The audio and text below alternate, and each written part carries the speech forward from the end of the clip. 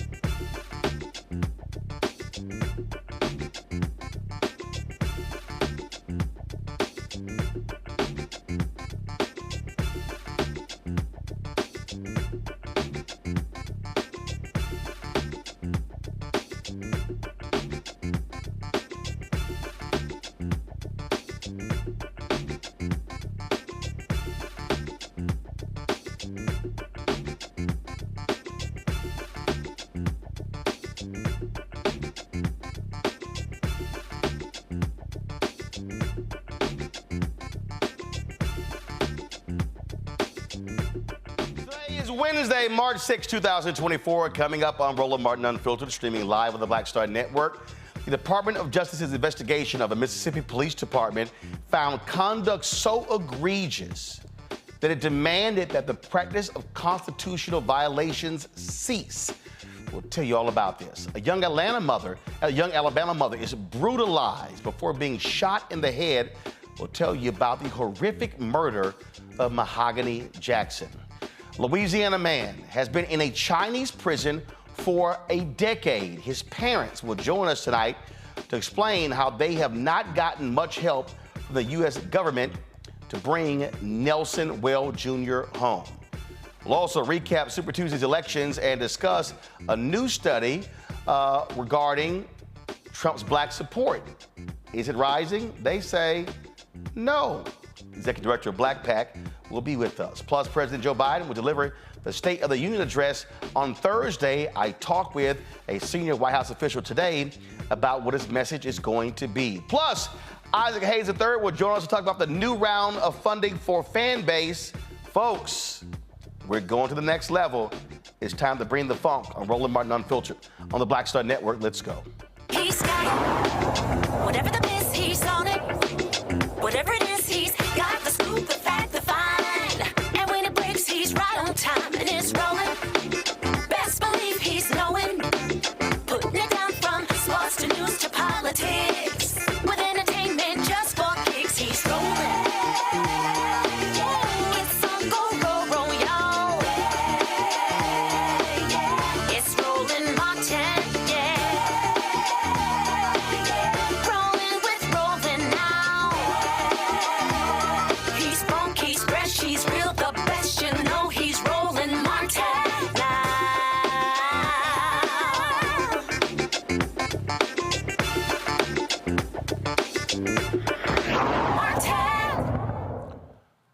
The Department of Justice issued demands to a Mississippi Police Department regarding them violating the constitutional rights of folks they have arrested. The DOJ found that the Lexington Police Department imprisoned people for outstanding fines without assessing whether they could afford to pay them.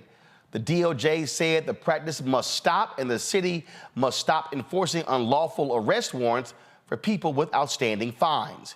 This announcement comes amid an ongoing Justice Department probe into alleged civil rights violations by police in Lexington, Mississippi. The investigation, which began in November, is focused on accusations of systemic police abuses in the majority black city of 1,800 people.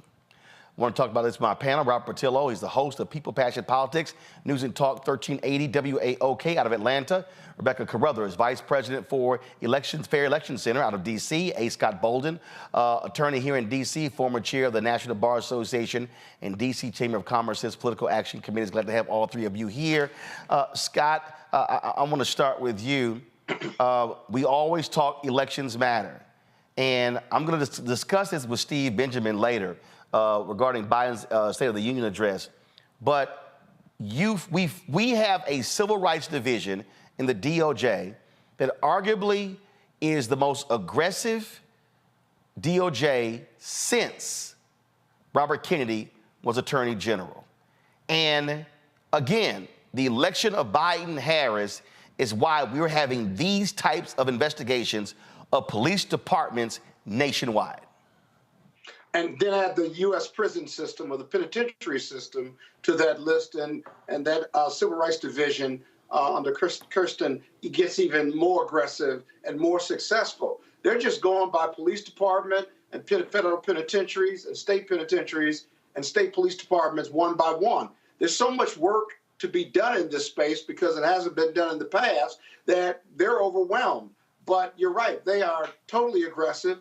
And the reality is, why isn't the Biden administration, when you talk about shoring up your base during the election season, this is a talking point that we don't hear enough about, especially in the black community. This would be one of the lead issues for me as we talk about shoring up our base. I hope they start leading with this talking point because they've done incredible work in this space. You know, Rebecca, this is an example of, frankly, going too far. And so, their whole deal was they want to create what has traditionally been the separation between DOJ and the White House. They want to say, hey, the decisions of the DOJ are legal decisions. They're not political decisions. But it's still Biden-Harris's DOJ. It's still their attorney general. And so they should be touting these things. We should be hearing these announcements coming from the podium from Karine Jean-Pierre or even John Kirby. We should be hearing these things on a regular basis because they are holding people accountable. You know, the fact of being Black in America is both political and it also has legal implications. So if the Biden-Harris administration wants to reach out to Black people, they have to understand that by essence, our existence is political. So anytime you're doing things to protect Black people, in this case, those in Lexington, Mississippi, it has political implications. It's okay. We don't have to run from politics. And quite frankly, not saying that the DOJ should be politically motivated in determining whether or not to enforce the Constitution. But the Biden-Harris administration needs to make it known, hey, there are constitutional violations that are happening across this country. And as an administration, we're going to make sure that those who are being violated have recourse through justice. That's the point of justice. And the bottom line, Robert, for all Americans, whether you are African American, Latino, Asian American, Native American, white, you hope that there is a Department of Justice that will step in and examine issues if a local department, if a local DA, if the state doesn't do it. And so what's happening in Lexington, Mississippi is necessary, and thank God for an aggressive civil rights division that actually cares about American citizens, even if they have been arrested or if there are warrants or if they're imprisoned.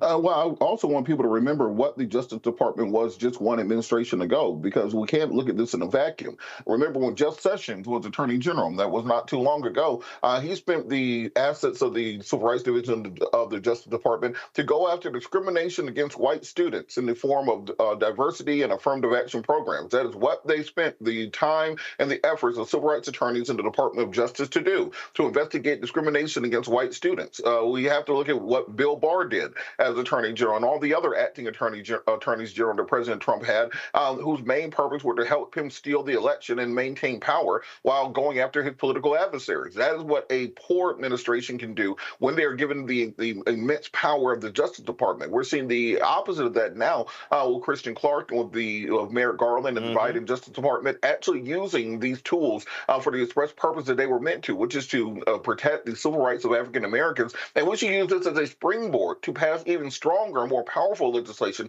giving them every tool they need so that when we have local jurisdictions that are unwilling to prosecute officers who violate the civil rights of individuals, give the Justice Department the tools they need to handle it at the federal level. And that's how we'll start tamping down on police violence and police brutality nationwide. And again, let me remind everybody who's watching, the Trump Department of Justice, they were clear. They were not going to investigate police departments. They said it was hurting the morale of police officers.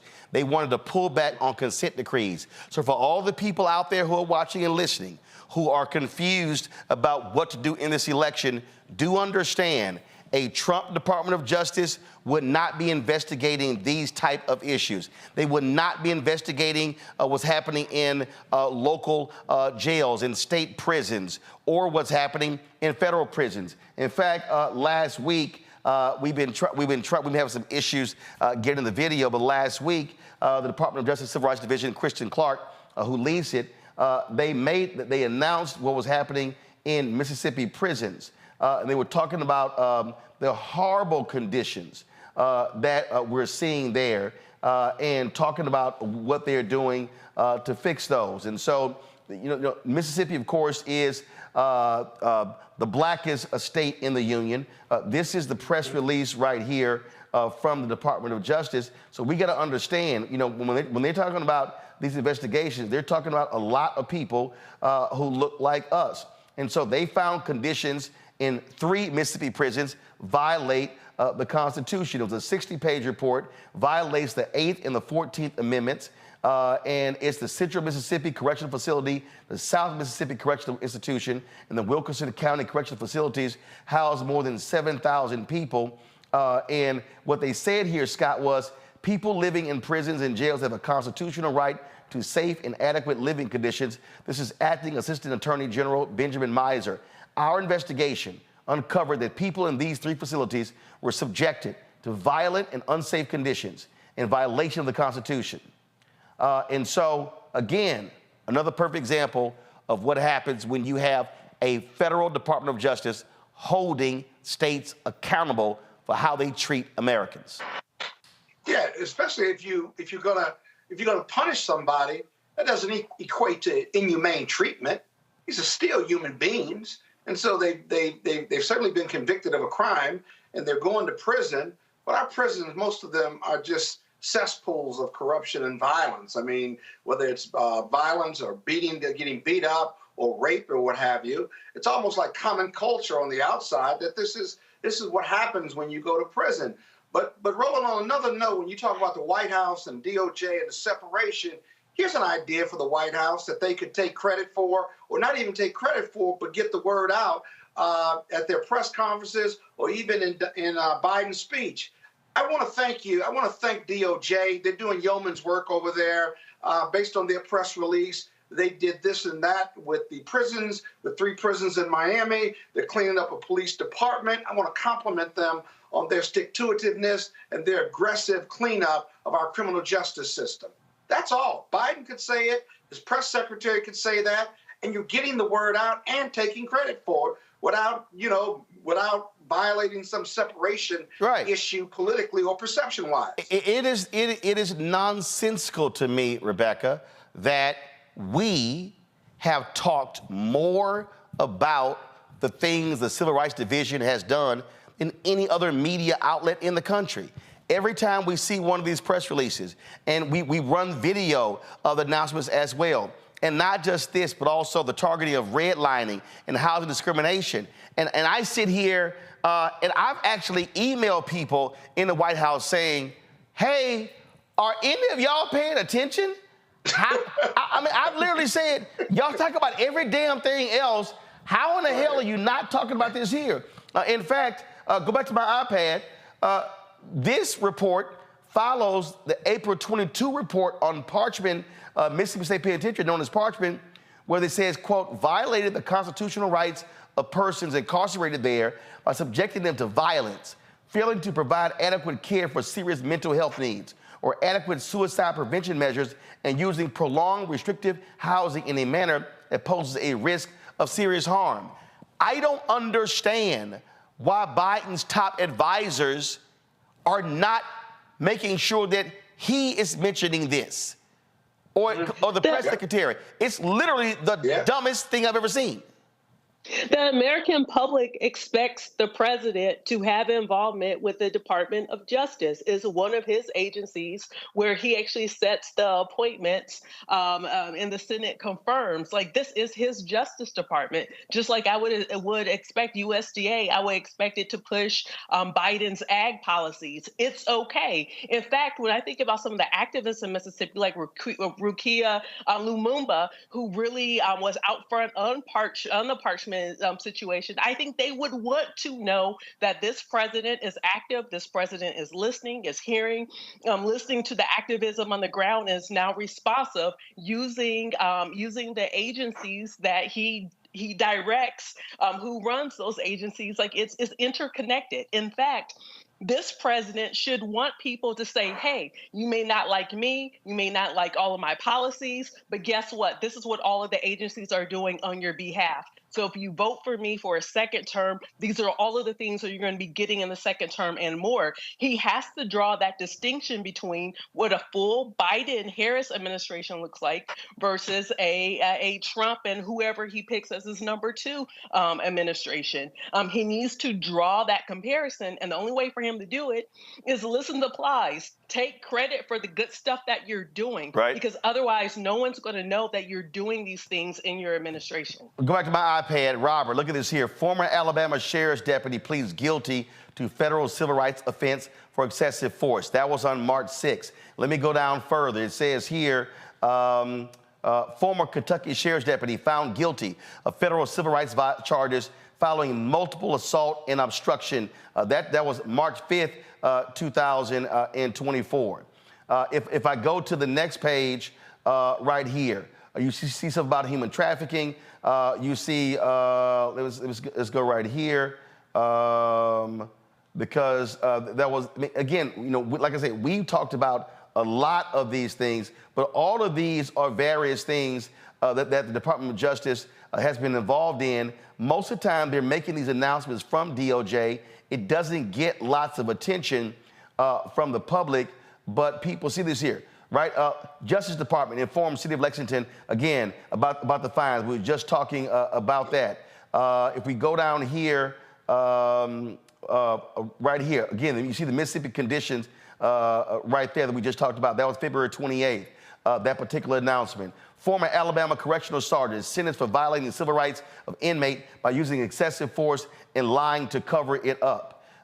Then if you go down further, and again, folks, y'all out there, you can go to justice.gov and actually see these stories. And you're actually, these press releases showing you type of work. South Carolina man found guilty of hate crime for killing a transgender woman because of her gender identity. And look, we're just going to page 5 of the press releases right here. And you see how they're going after people for illegal tax returns. They're going after folks for any number of things. But again, there are a number of cases that we have talked about right here. Robert, Maryland corrections officer pleads guilty to conspiracy and destruction of records offenses related to cover-up of excessive force incident.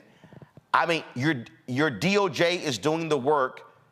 Folks voted for you to appoint an attorney general and the head of the Civil Rights Division to do these things, and you don't talk about it. That's nuts. Well, you know, Democrats do a very poor job of controlling the narrative, often because they just aren't as dedicated to pushing the same message day in and day out. Think about what the current national conversation is on the issues of race. We're not talking about police officers who are being arrested and convicted and sentenced to jail time for violating the civil rights of African Americans and other minorities in this country through excessive force as demonstrated by the Department of Justice. The conversation on race and racism in this country is about diversity, equity, and inclusion. It's about critical race theory. It's about what books are being banned and aren't being banned. Most of the stuff you just named, you can't even teach in Florida. That'd be against the law in that state. And so when you're talking about controlling the narrative, controlling the conversations around these things, we have to lead with this, and we have to also. And we're going to just say, and we're going to make the decision as a society and as a culture that entertainers will be leading the conversation on politics for the Black community. Let's make sure we're getting them the right facts and the right information. People are going to be taking their political advice from Waka Flocka Flame and Sexy Red and Whoa Vicky. Well, let's make sure that we're sitting them down with the Justice Department and the people who have been affected by many of these initiatives put forward by the Civil Rights Division, so that when they're going out there and repeating this information, they're repeating the correct information. Otherwise, we lose this argument to the intense MAGAs who are able to create their own version of reality to inhabit. Indeed. All right, hold tight 1 second. We come back. Republicans want to defund the police.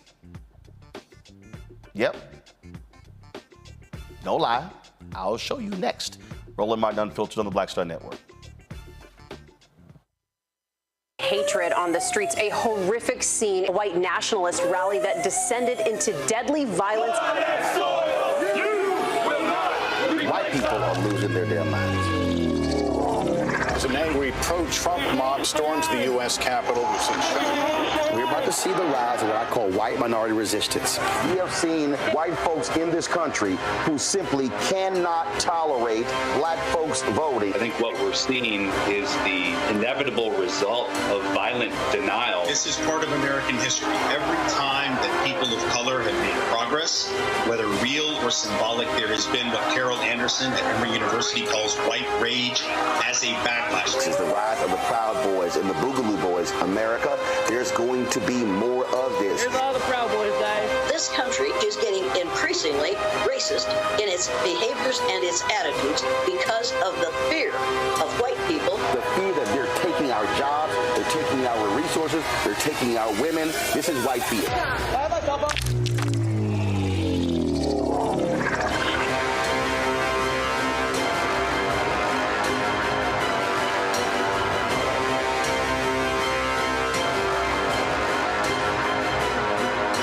On the next Get Wealthy with me, Deborah Owens, America's Wealth Coach, I'm sure you've heard that saying that the only thing guaranteed is death and taxes. The truth is that the wealthy get wealthier by understanding tax strategy.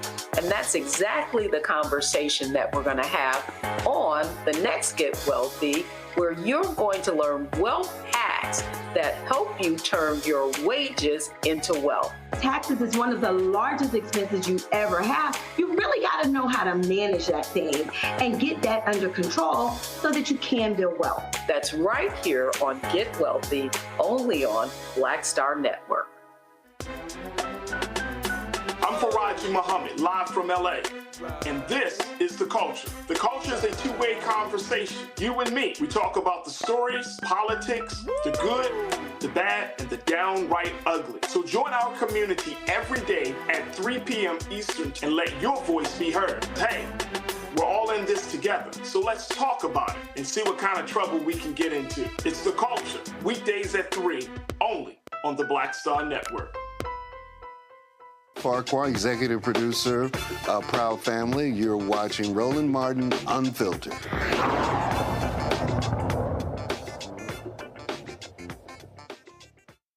Republicans want to defund the police. Yep, no lie. They've been criticizing Democrats for the last several years for that, lying about that as well. But Speaker Mike Johnson, he literally said this today. Listen.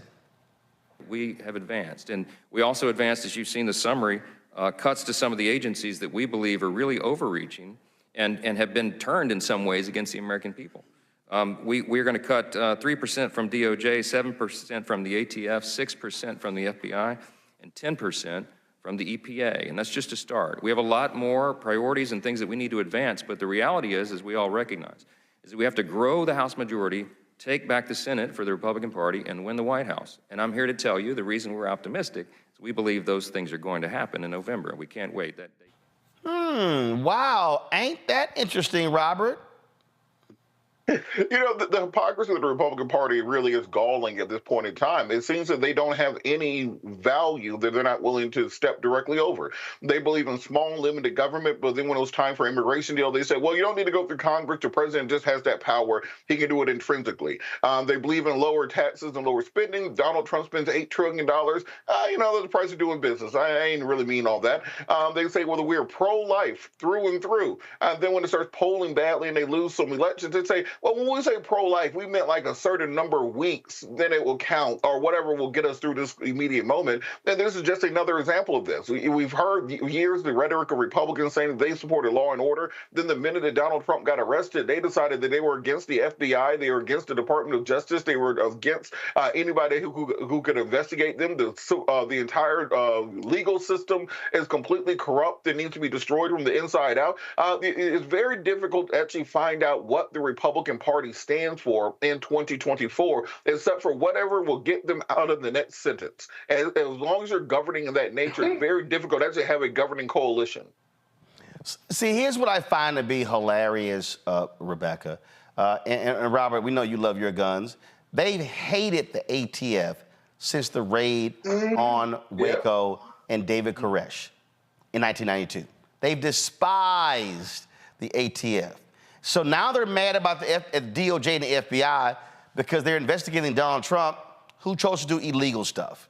All right? We know they hate the Environmental Protection Agency, and so they're targeting the DOJ, the FBI, EPA, and the ATF. I mean, hell, go ahead and go for it all. Just go ahead and defund the Secret Service and the DEA while you're at it. The IRS, the rest of them. Like, I always wonder, if you're going to defund all these other stuff, defund some of these college loans that people are paying back then, if you're going to do something. Here's the bottom line, is that once again, The Republican Party is showing that they're not serious with having true policy solutions to help the American people. That's the first thing.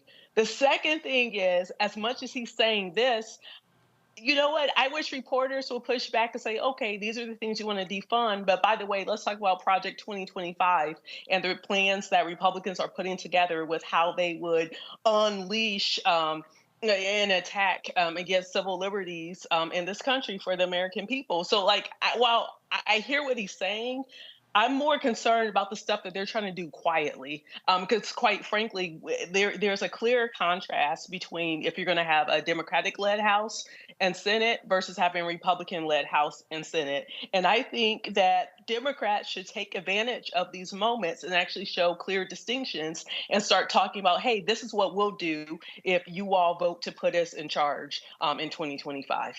And this also is one where, frankly, Scott, Democrats should be far more aggressive at hitting Republicans, showing their hypocrisy, and showing how fraudulent they really are. They'll run that video of that press conference that you just ran and said Republicans want to defund the police, and just run it over and over again. And while you're doing that, overlay that with a video of Donald Trump's folks beating the hell out of cops on January 6th. Exactly. And you know, there's another agency they hate too, and that's DOE. So they got a lot of agencies that they hate, but serve services their constituents. But here's a research project, Roland. What about this? Name me one Republican-driven bill where the Republicans held hearings, worked with Democrats in a bipartisan way, and passed a piece of legislation that helped America, helped their red states and blue states. Can you name one? Well, first of all, the House. I can't name one. The House has only moved about 30 bills. That includes renaming of post offices. So they frankly haven't done jack in the past year. Right. And not only they party or no, but they do these investigations and they get on TV and they do all these other things. But if I'm a Republican elected congressman or woman, what am I doing? What's my job? I fundraise consistently for 2 years. I get on Fox News. I fight the president. I say no to everything. I play politics, right? But a substantive investigation or a substantive piece of legislation that is Republican-led and driven, that leads America, name one bill that does that, that's got the Republican lead on it. And I just can't name one. I guess you've been kicking it with Texas Congressman Chip Roy, because this is what he said on the House floor. The gentleman from California. I'm sorry, California. I would note that we've only really had now 2 people speak in opposition to the bill out of the 40 minutes it's been on the floor. And that's just the reality of what we deal with here. The fact of the matter is, all of this is a shell game. Last year, Republicans were presented with a bill that was supposed to cap spending at $1.59 trillion. Now we have legislation that will do no such thing. Republicans will go around and they'll talk about how they scored major wins, how they somehow delivered for the American people. The fact of the matter is, we did no such thing. We signed up for caps at $1.59 trillion. We could have had $1.56 trillion if we would have passed a CR this year that would have triggered the caps. Limit safe growth that we passed was $1.471 trillion, but we're not doing that. We're going to blow the lid off of caps at $1.66 trillion. That's what we're actually going to do. While my Republican colleagues are going to run around and say that they somehow delivered cuts by saying $24 billion in cuts off of a CR that not one member of this body could come down to the floor and explain. And I would take that challenge. If any member of the body can come down and explain to the American people in terms that they can understand, explain it, exactly what the cuts look like. Because what you'll get are things like, oh, we cut 7% out of the FBI. But what they won't tell you is 95% of that cut is eliminating an earmark from Richard Shelby, because Richard Shelby is no longer here to defend his pet project building back in Alabama. And they're going to say, oh, look, we're cutting the Department of Justice and the FBI. But the truth of the matter is, we didn't get any of the major wins that we worked all last year to get. All of these things, like defunding the sanctuary cities, refusing to report criminal aliens, gone. All of these measures are not in the bill. I rise in opposition to this legislation. I hope my Republican colleagues will oppose it. We deserve to deliver for the American people the way we said we would, to cut spending and secure the border of the United States. Well, that's right there is an ad. We didn't do jack. How you pour that up like that? That was good. That was good because you didn't know what I was going to say at all. This ain't my first rodeo. I've done this before, Scott. That was good. I like that. Go right ahead. Go on with your baby. That's how we do it here. All right. That's how we do it. All right. Got to go to a break. We come back. A brother's been held in a Chinese prison for 10 years. What is the State Department doing to get him out? We'll talk with his family next. And also, North Carolina Republicans have nominated a crazy, deranged, sick, and demented black man as their nominee for governor. Wait till we show you videos of him saying, first of all, he's a Holocaust denier. He said the civil rights movement wasn't jack. And ladies, guess what? He said, y'all should not have the right to vote. Oh, yeah. I got all of it. We're going to show you right here in Roland Martin Unfiltered on the Black Star Network. Be sure to join our Black Star Network, Bring the Funk fan club. So you're checking money order to P.O. Box 57196, Washington, D.C. 20037-0196. Cash App, $RM Unfiltered, PayPal, R Martin Unfiltered. Venmo is RM Unfiltered. Zelle, Roland at RolandSMartin.com. Roland at RolandMartinUnfiltered.com. We'll be right back. Next on the Black Table with me, Greg Carr. Democracy in the United States is under siege. On this list of bad actors, it's easy to point out the Donald Trumps, the Marjorie Taylor Greens, or even the United States Supreme Court as the primary villains. But as David Pepper, author, scholar, and former politician himself says, there's another factor that trumps them all and resides much closer to many of our homes. His book is Laboratories of Autocracy, a wake-up call from behind the lines.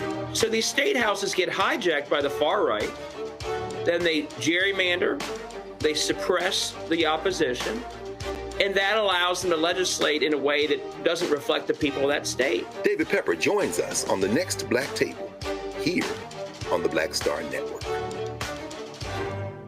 Grow your business or career with Grow with Google's wide range of online courses, digital training, and tools.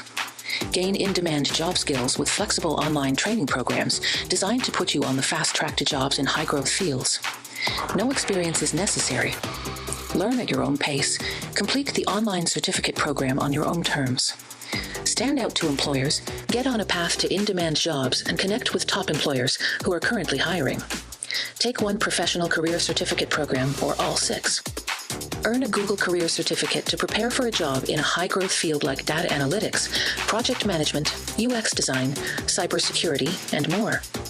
All professional career certificate programs must be completed by December 31st, 2024. Scan the QR code to complete the application. There are 1,000 scholarships available. Grow with Google and J. Hood and Associates. Be job ready and qualify for in-demand jobs. For the last 15 or maybe 16 years, 18 years, I'll say, since when I moved to LA, I hadn't had a break. I hadn't had a vacation, probably a week vacation here or there. Right. This year, after I got finished doing Queen Sugar and we wrapped it out, because I knew I had 2 TV shows coming on at the same time, I said, I'm going to take a little break. So I've been on break for the first time, and I can afford it now. Praise God. You know what I'm saying? Right. So I can afford it. I'm like, I can sit back and ain't got nothing to worry about, man. But this was the first time in almost in 2 decades that I've actually had time to sit back and smell the roses.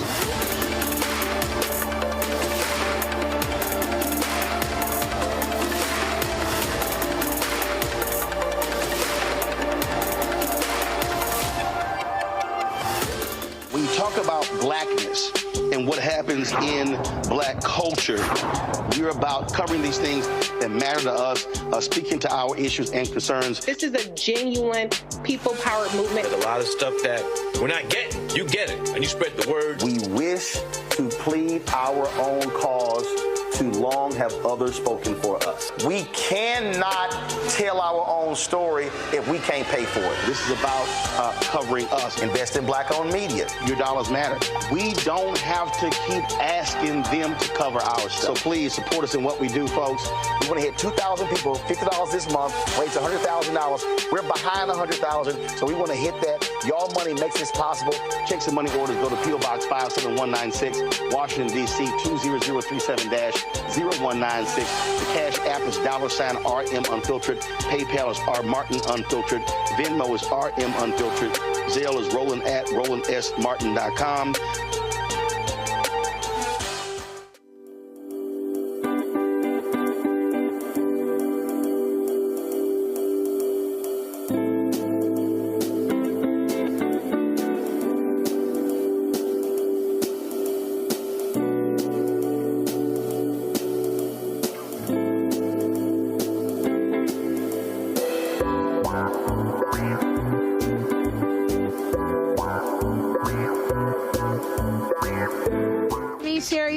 With Sammy Roman. I'm Dr. Robin B., pharmacist and fitness coach, and you're watching Roland Martin Unfiltered.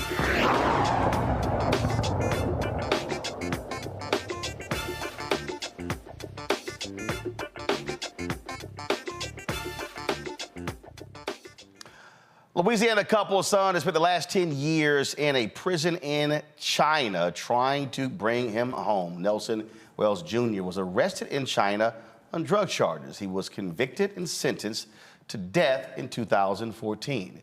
That sentence was commuted to life in prison, which was then reduced to 22 years without the benefit of time served. His parents, Nelson Sr. and Cynthia Nelson, have depleted their life savings trying to bring their son home. They join me now in studio along with Joy Chaney. Glad to have all three of you here. So first, what was your son doing in China?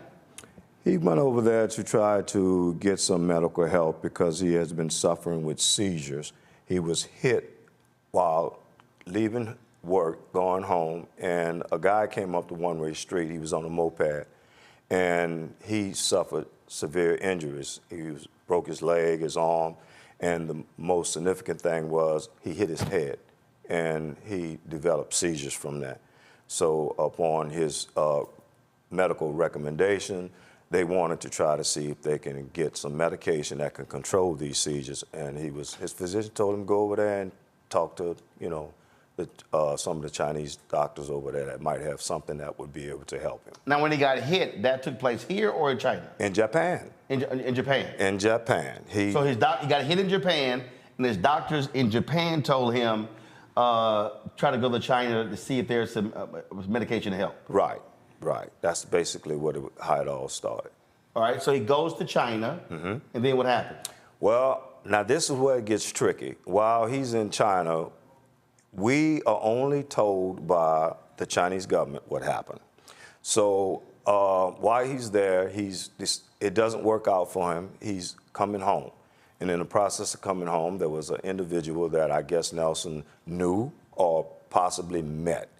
And they became associates or whatever the case may be. I haven't gotten his story as of yet. I was unable to get his story because he hasn't been able to tell me anything, because if he does, our phone calls will be disconnected. So we keep it generic. Meaning Nelson? Yes. Okay. So you haven't talked to this friend? No, we don't even know who he is. Okay. Never met him, don't know anything about him, nothing at all. Okay. So anyway, this particular friend had excessive baggage. And so what he did is he asked Nelson to help him get his baggage on board. And so Nelson said, okay, no problem. So in the process of that, they both go through the gates together, and when he goes through the gates, Nelson gets stopped, he goes through. The drugs was in his suitcase, but Nelson was the one that was bringing it. What were the drugs? To this day, I'm not good on drugs, but the drug that I think it was meth. Okay. That's what I think it was. Okay. And it was a significant amount, and it was inside of baked goods, like pies and cakes and all of these things. And Nelson, the guy told Nelson that he wanted him, this was for his family, and he wanted to bring these gifts and everything along with other gifts that was in there. Nelson never looked in the suitcase. So Nelson never looks in the suitcase, Not at all. doesn't know any of this. Nelson gets stopped, his Yes. friend continues forward. Continues forward. And when that happened, Nelson was like, what's the matter? What's going on? This portion we did get from him. And so it was kicks because the way it went down, Mr. Martin, is when he was over there, we didn't know that this had happened at all, period. And the only way that we were informed is a young man called us. It was like 2:30, 3:30 in the morning. And we was asleep, heavily in sleep. And when the phone rang, I said, Cynthia, I said, Red, the phone is ringing. The phone is ringing. So she answered it, and the young man says, is this the Wells? And I told them, he said, yeah. And she put it on speaker. And he said, I'm associate of Nelson. I know him. He's in trouble. He's been incarcerated. They want to kill him. Do you have money? And I was like, what? He said, hurry up. He needs help. Get him out. And he hung up. And so Cynthia and I, we thought it was a prank or a scam. And so we couldn't go back to sleep. Now, he resides in Japan, and his wife and his family and everybody's over there. So because we were so nervous about the phone call, we actually called his wife and asked, did Nelson go to China? And she said he did. And in the process of that, well, now we thinking, this might not be a prank. It might not be a scam. So at this point, we decide that let's look into this. So we called embassy, the Chinese embassy, and we say, look, we believe that our son may be incarcerated. Chinese embassy where? In Beijing, I believe it was, we called it. Yeah, I think it was Beijing. And we asked them, we said, listen, we believe that our son has been detained. We need you all to find out and verify, is this true? So the embassy went to searching for him, and they called us back and said, well, we don't have him. We don't know anything about it. So a couple of weeks went by, and after all these weeks went by, we started saying, well, we haven't heard from him. And he calls us all the time. He don't miss special occasions. And so our wedding anniversary go by, and we don't have no phone call from him. So it's like, okay, something is not right. So we inquired again, and still yet they don't have anything. So Cynthia, at this point, start using outside channels. We find him. And in the process of finding him, then we verify that this is true with Mr. John Cam, who's in San Francisco. He said he's not on my list, but he is there. So we then, in turn, forward this information to the embassy. The embassy goes find him. And as they find him, they come back and say, yeah, this is true. He's there. And we will do whatever we can to help y'all in this process. So at that point, Nelson is in the detention center. And I think 6 months go by. We are not in contact with him at all. So eventually, after about another 3 months, we finally get a phone call from Nelson, and he says, Mom,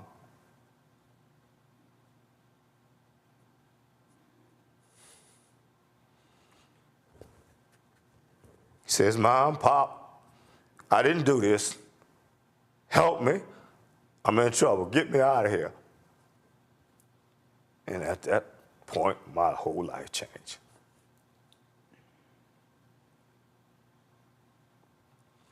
So now this is a reality. This is no game.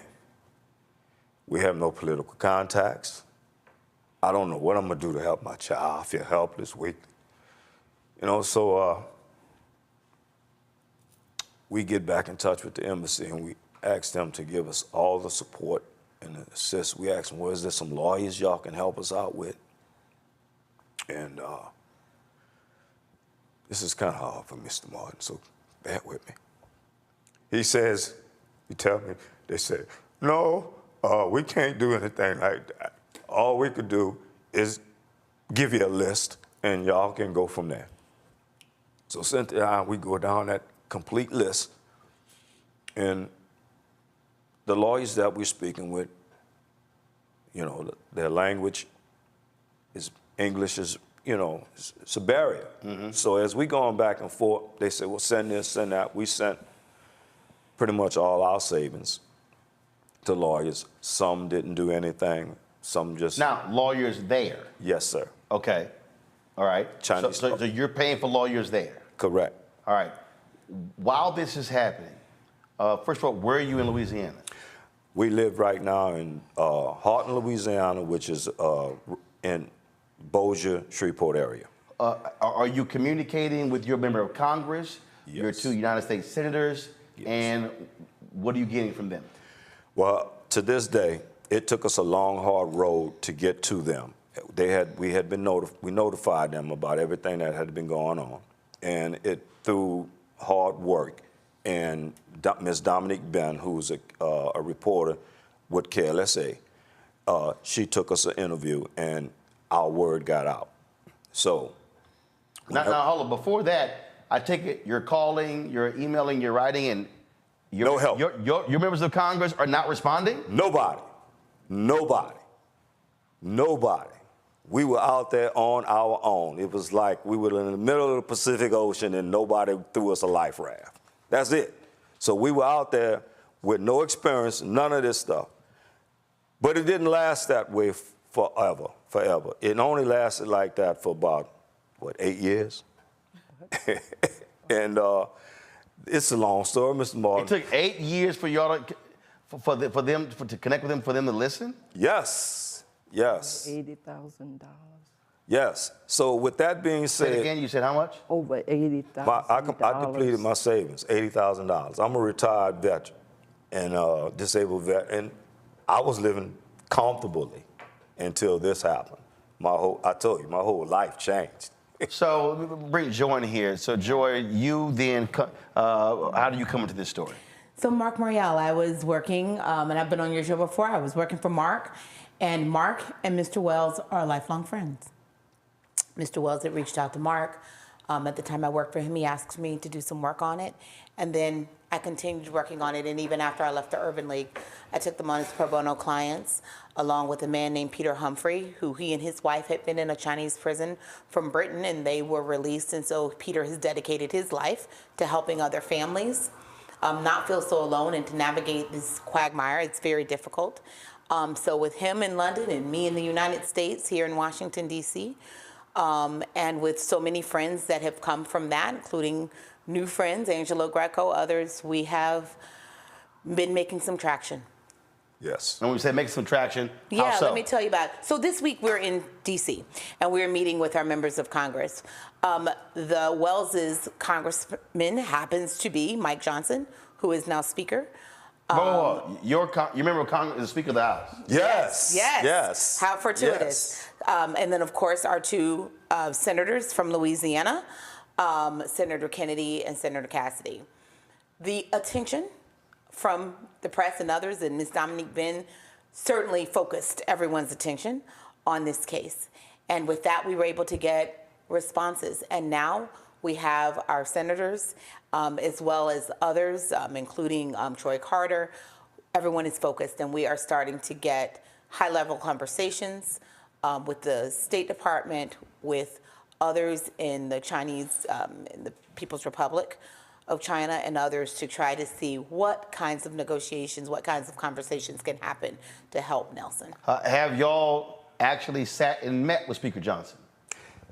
No, but what I can say is this. Not in person, But what I can say is this. Before Speaker Johnson became Speaker Johnson, he called me personally on the phone, and we had a 2.5 hour conversation.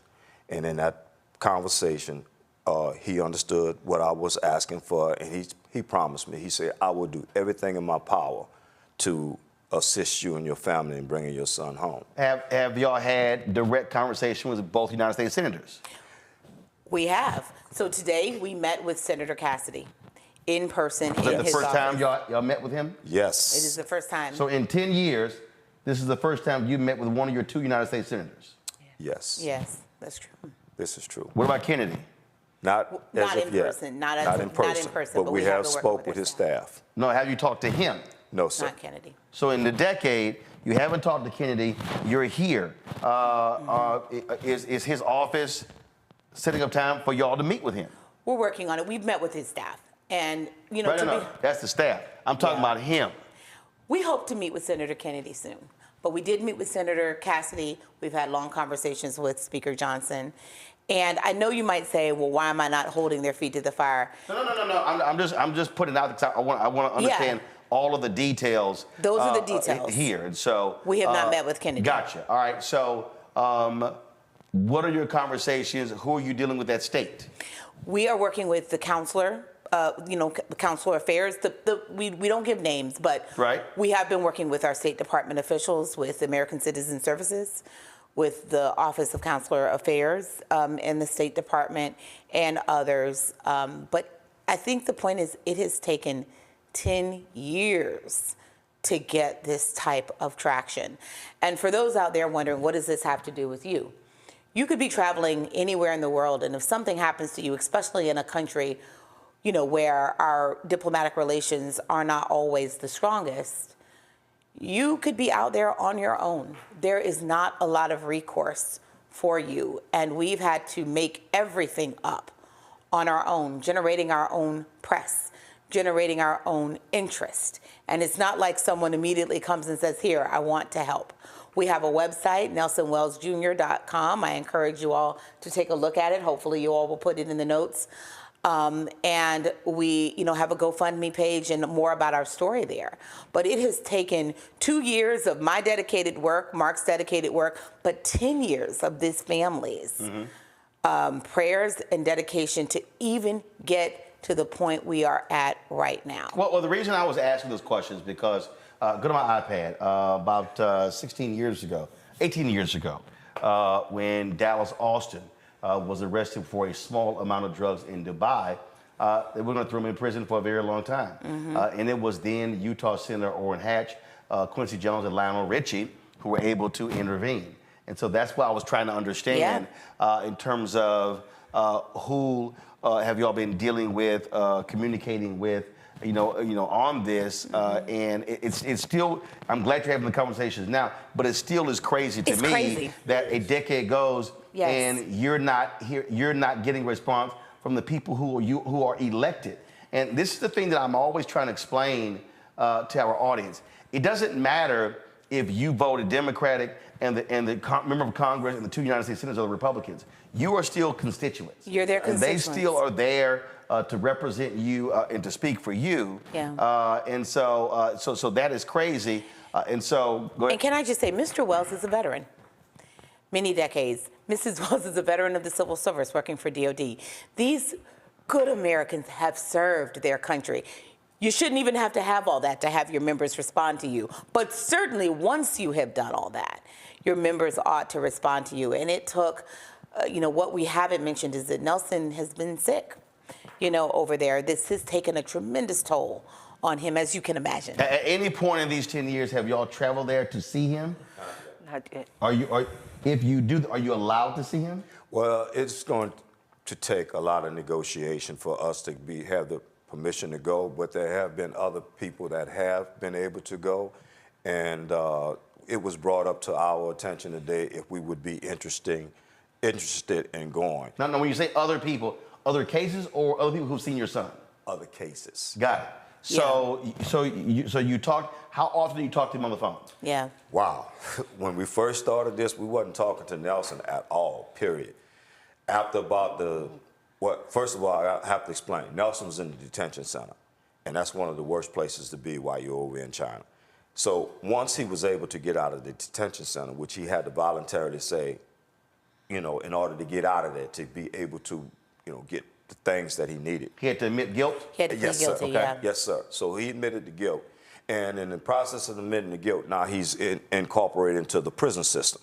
And while he's there, they are allowing him to make phone calls to us now. How often? It started off where we would get a phone call like once every 6 months. And what is it now?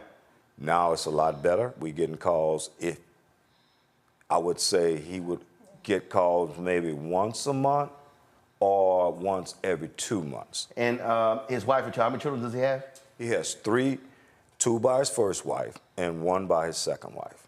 And his second wife and that child, they're still in Japan? Yes, all of them are still in Japan. Okay, all 3 kids are still in Japan. Yes, yes, sir. What's next? What's next is we're going to let these high-level conversations play out, and we're going to keep their feet to the fire. We have regular communication. Nelson is waiting to have them return home. He's saving up his time so he can call them next week.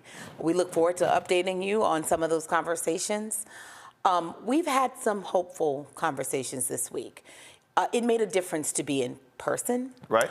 And to have communications with people, but it is heartbreaking to think what it has required for us to get here. Yes. Our attention has meant that Nelson has gotten more frequent visits by American Citizen Services in Beijing. But let me tell you, if you're overseas and you get caught in this situation, right, you get to know a officer. Every year and a half, they change out. Very hard on prisoners. How many people have you all met over the years, ACS officers? At least 8. Maybe 10. Maybe 10. When that happens, you have to almost start over. Because it's every 6 months to a year. And Nelson's been there 10 years. Yeah. So we understand, and we're about to wrap up here. Yeah. So he was arrested in 2014. Yes, sir. When was the sentence reduced to 22 years? 2019. And those 5 years, there's no time served. No time served. Yeah. So from 2019, you got to add. So you're talking about he'll be released 2042, 2041. He'll be released in 2041. He'll be almost 70 years old at that point, which Wow. that is, and then for someone who's been ill, that is not likely that he would, and I hate to say that in front of his parents, but we know this. We are fighting for his life. We are fighting for Nelson Wells Jr.'s life, and we really need you all to fight for his life as well. I really would love for you all to take a look at our website, NelsonWellsJr.com, figure out a way that you can help this family. And also, we need your prayers. Yes. We need your prayers. We'll take that too. We'll take that too. Final comment.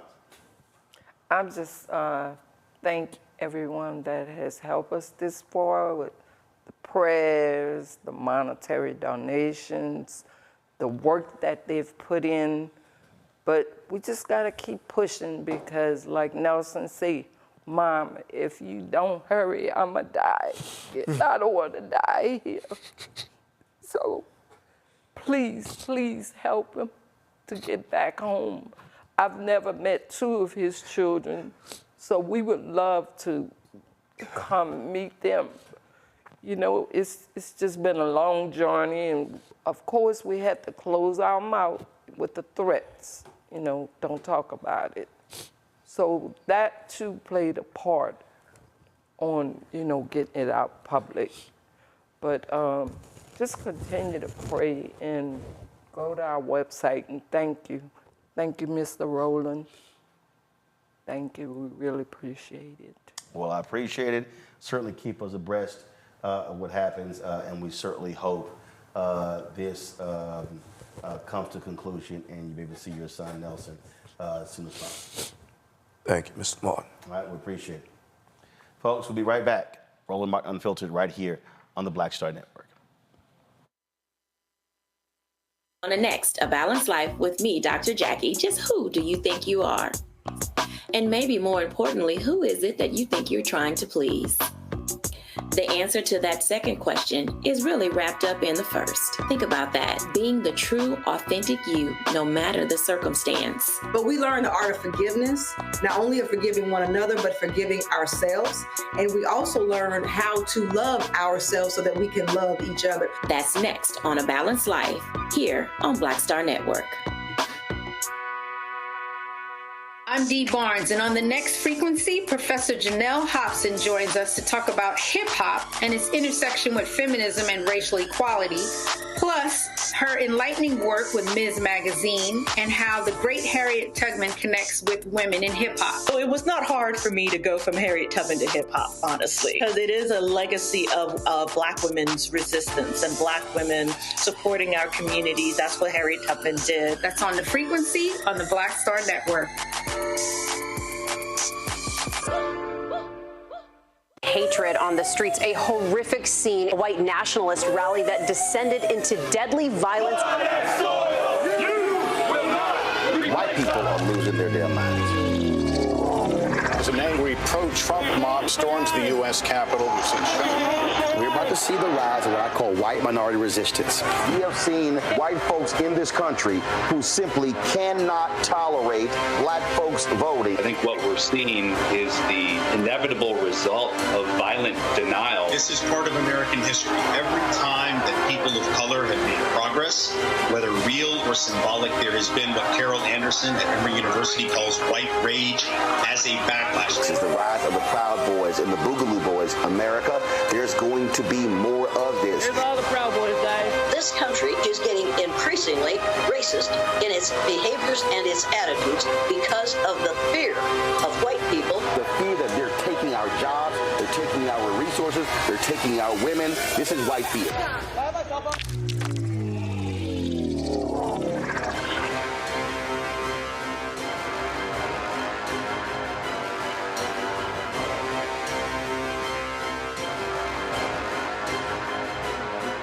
John Murray, the executive producer of the new Sherry Shepherd Talk Show. You're watching Roland Martin Unfiltered.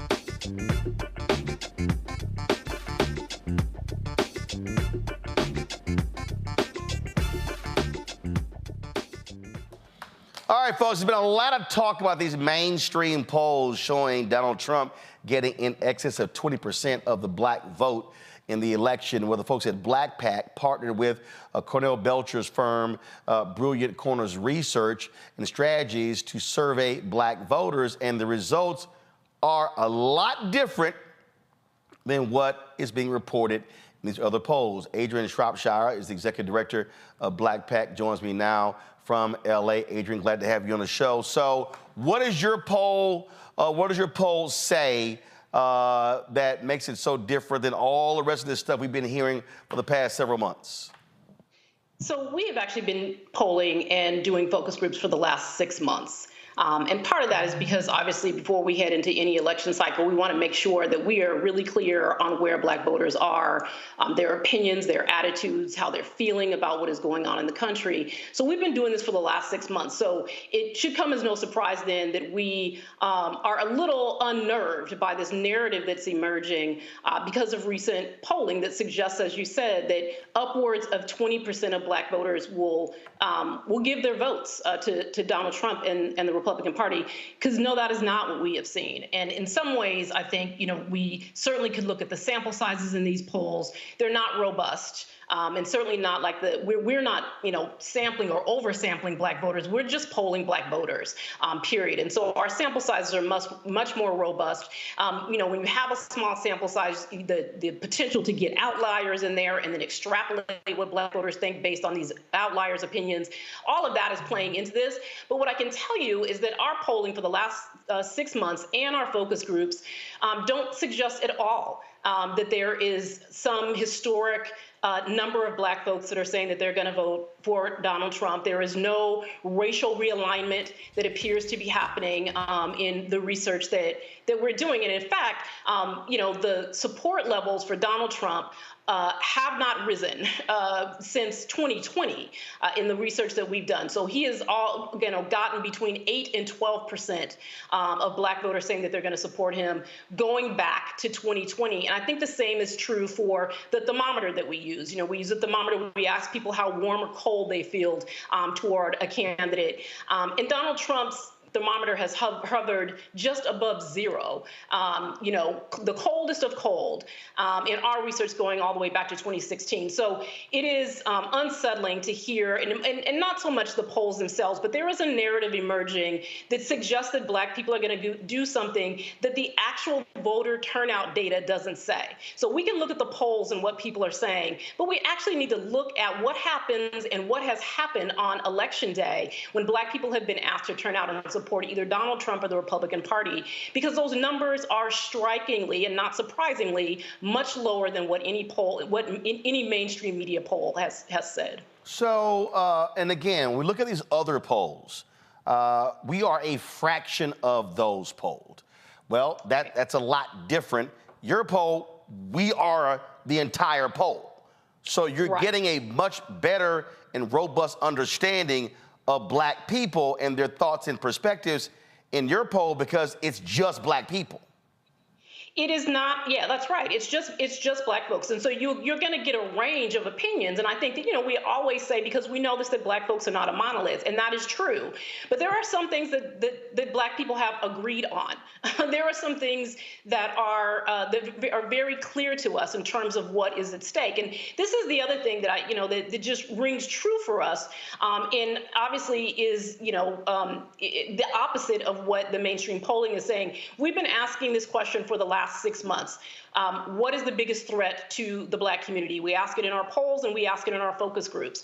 And the number one answer is the re-election of Donald Trump, followed closely at number 2 by white supremacy. Those two things are not unrelated in the minds of Black folks. So Black people are very clear about the threat that Donald Trump poses to this country. They're very clear about the threat that he poses to American democracy, but they're also really clear about the threat that he poses specifically to our community. And so it is hard for me to believe that people who believe that Donald Trump is the single greatest threat to the Black community are also somehow then going to give him 20% of our vote above and beyond what we have done for him or Republicans over the last several election cycles. This right here, go to my iPad, the slides that y'all presented, and you're showing actual results. 2016 exit polls show 8%, Pew said 6. In 2020, exit polls showed 12, Pew said 8. And then in 2022, exit polls show 9, and it was 6. But one of the things that polls of Terrence Woodbury show is that it does. Now this is what I try to explain to people. This is national overall, but depending upon the state, that's different. So he said that Trump did better among African Americans, especially Black men in North Carolina, and the spillover that affected Tom Tillis. And so I'm always trying to explain to people, when you see these polls being discussed on television, they sort of mean nothing, because a presidential election are state elections. It's really what's happening in Georgia, North Carolina, Pennsylvania, Wisconsin, as opposed to, across the country, because the reality is the election is going to come down to about 7 or 8 states. Mm-hmm.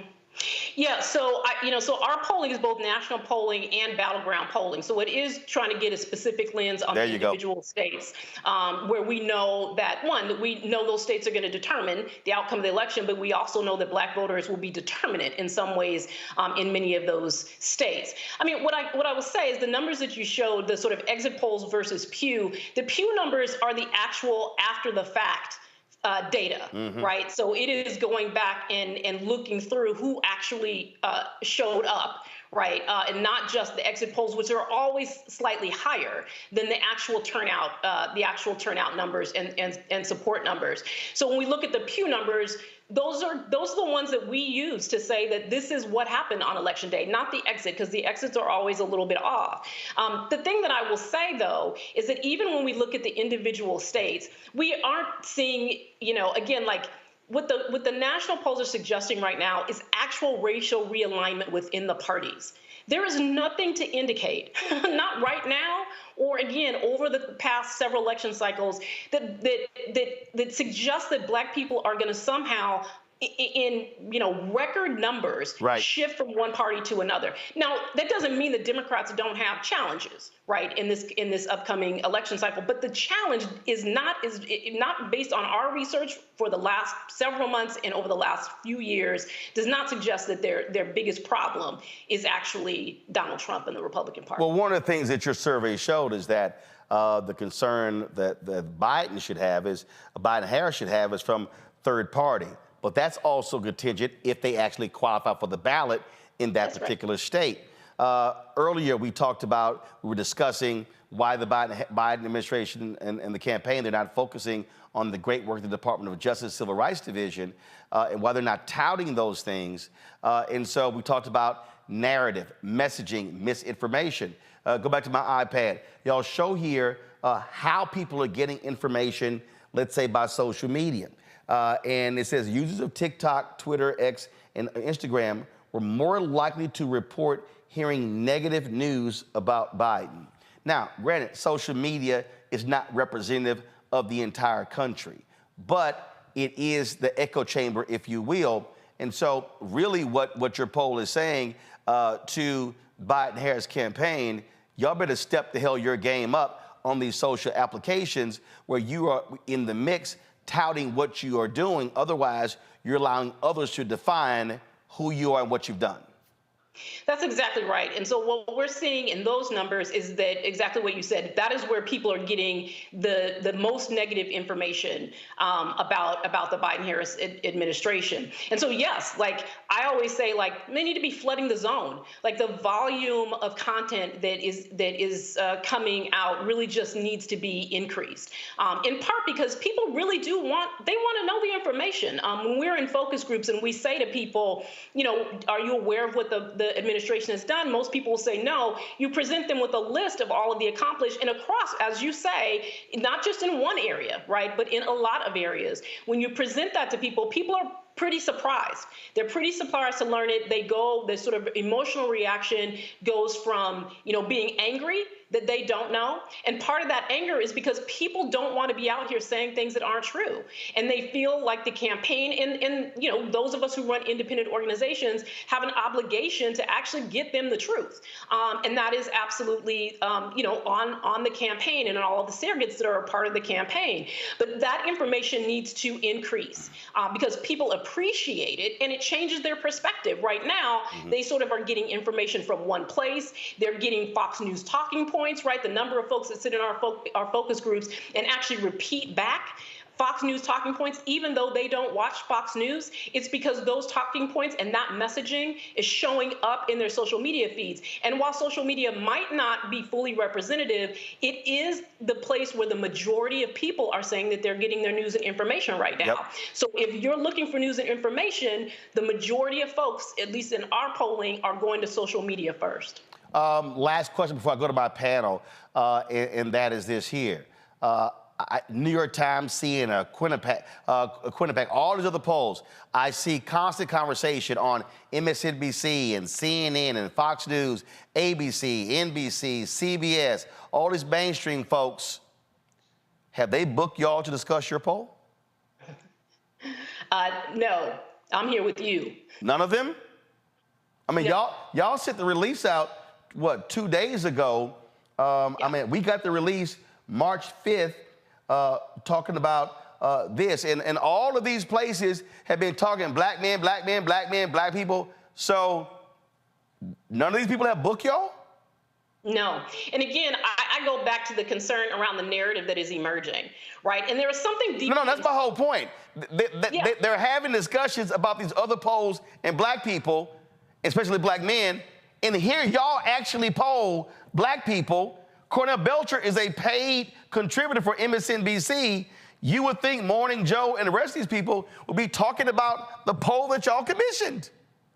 Yeah, I mean, we want the truth to get out to the American people, right? We don't want to send, we should not want, I guess I should say, for false narratives to be out there or for data not to be discussed responsibly, quite frankly. And there is, again, like, it's insulting. I mean, the narrative would suggest that black folks are out here just casting ballots willy-nilly. We're not doing that, right? It would suggest that we somehow should just ignore our gut feelings about people who actually want to take away all of our rights, right? It would suggest that we're going to vote for people, who want to undermine, again, not just American democracy, but our communities in general, and that we simply should just trust their polls, right? Not trust the things that we know, right? Not to trust what we know about recent history, what we know about our past, that we should not think about all that. We should just trust these polls. And that's just, it's irresponsible. And some might say it's malpractice.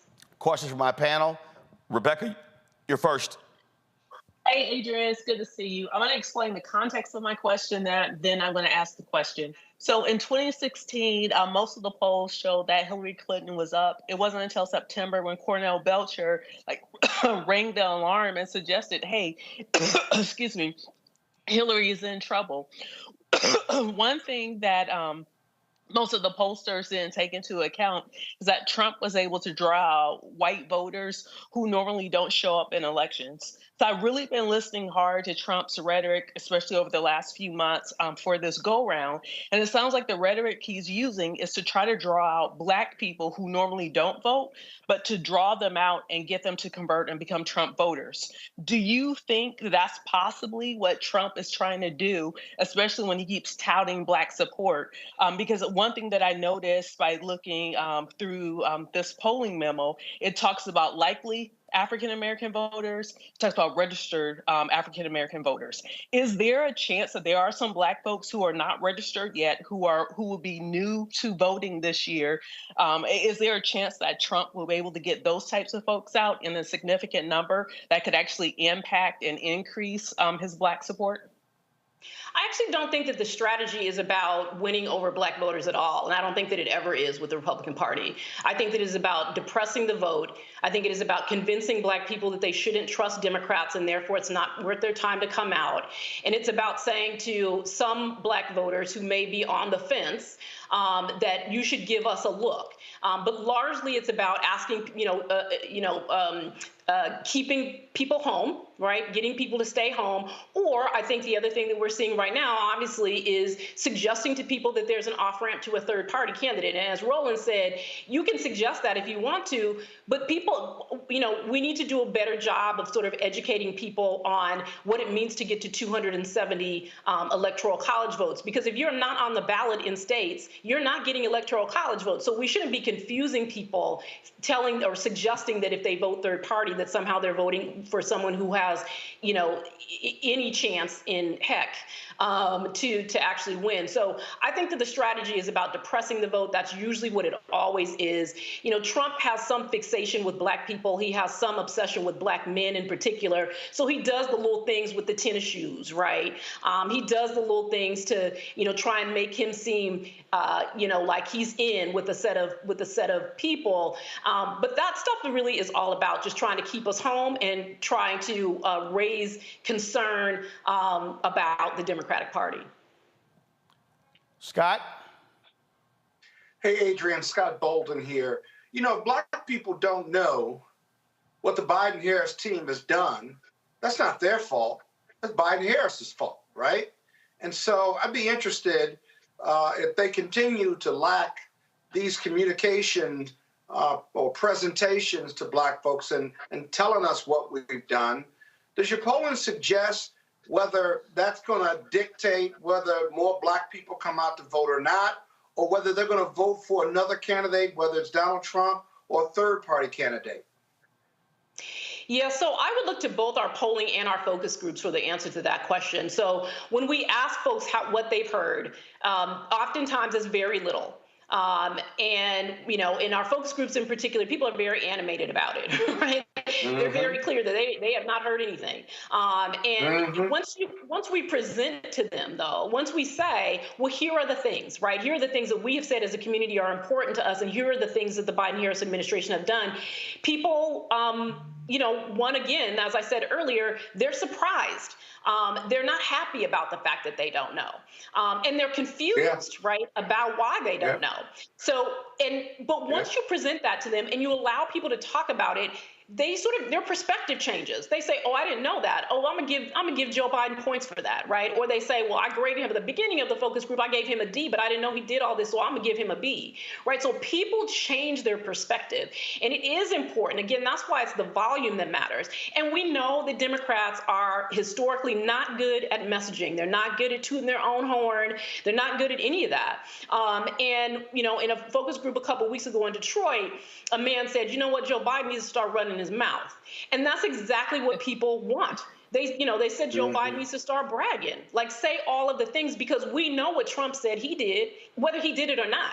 We know what he said he did, and we remember it from 4 years ago or 3 years ago now, and we know what he is saying, claiming that he did now, because he talks about it. He puts his name on every single thing, and that Joe Biden needs to start doing that. And one other point I'll make on this is that people, even when they do know about the accomplishments, or even when they personally benefited from some of the policies that the Biden-Harris administration has moved, they often don't connect it to Joe Biden. So people will say, oh yeah, I got my student loan forgiven, but I didn't know that was Joe Biden. Or I paid my rent because of the American Rescue Plan, but I didn't know that was Joe Biden, right? So there is this thing about putting your name on it. Say you did it.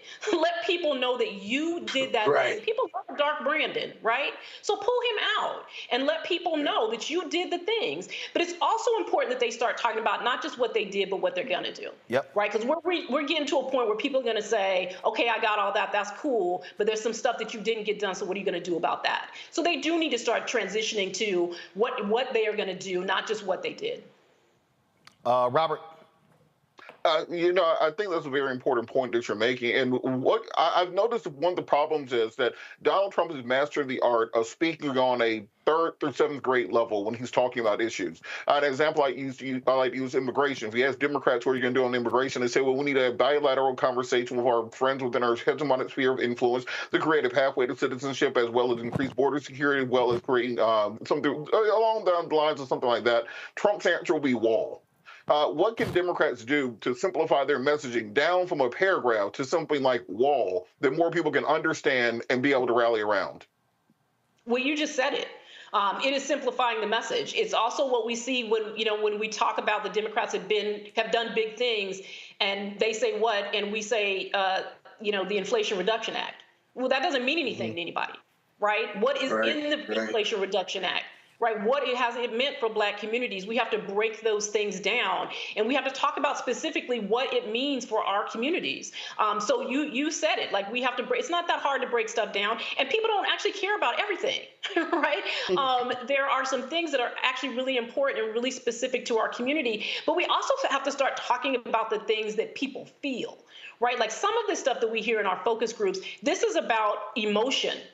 Right? When a woman in a focus group says the hardest thing for me to do right now is buy food for my daughter, that is unsettling, right? That woman is feeling something very deeply. She's afraid, right? And they have to begin to speak to that too. And that's part of what Trump does as well. So when you talk about immigration, what he's doing is stirring up fear in people.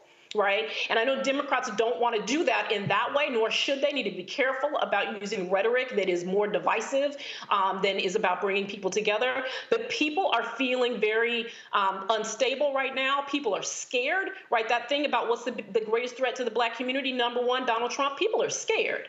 Right. They're terrified of another Trump re-election. So Democrats need to talk in ways that people can understand. They need to break down these big things for people so that they can see how it benefited them. And they need to talk more about what they're going to do on things that haven't been addressed yet. If people want to look at the poll itself and all information, where can they go to see it? Then go to blackpac.com. All right, blackpac.com, BLACKPAC.com. Adrian, we appreciate it. Thank you so very much. Thank you so much for having me. All right, folks, real quick break. We come back.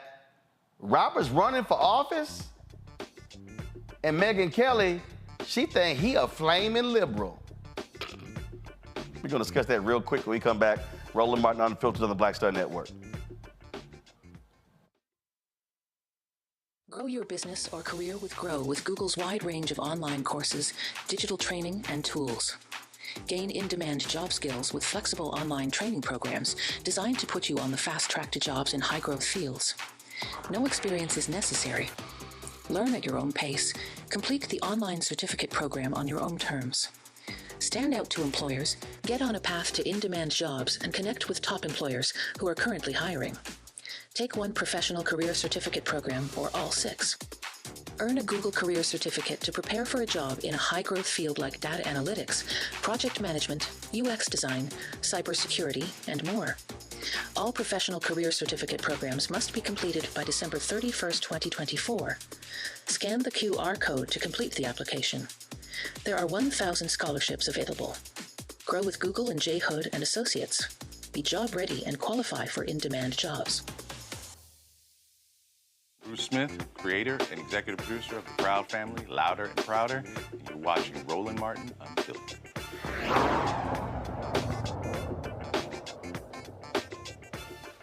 All right, y'all, so you've been watching the trial in Atlanta regarding Fani Willis and the Trump folks trying to get her expelled. There's a judge in the case, and he's overseeing the case. Well, we always are trying to explain to y'all, these are elected positions out here. They are elected positions.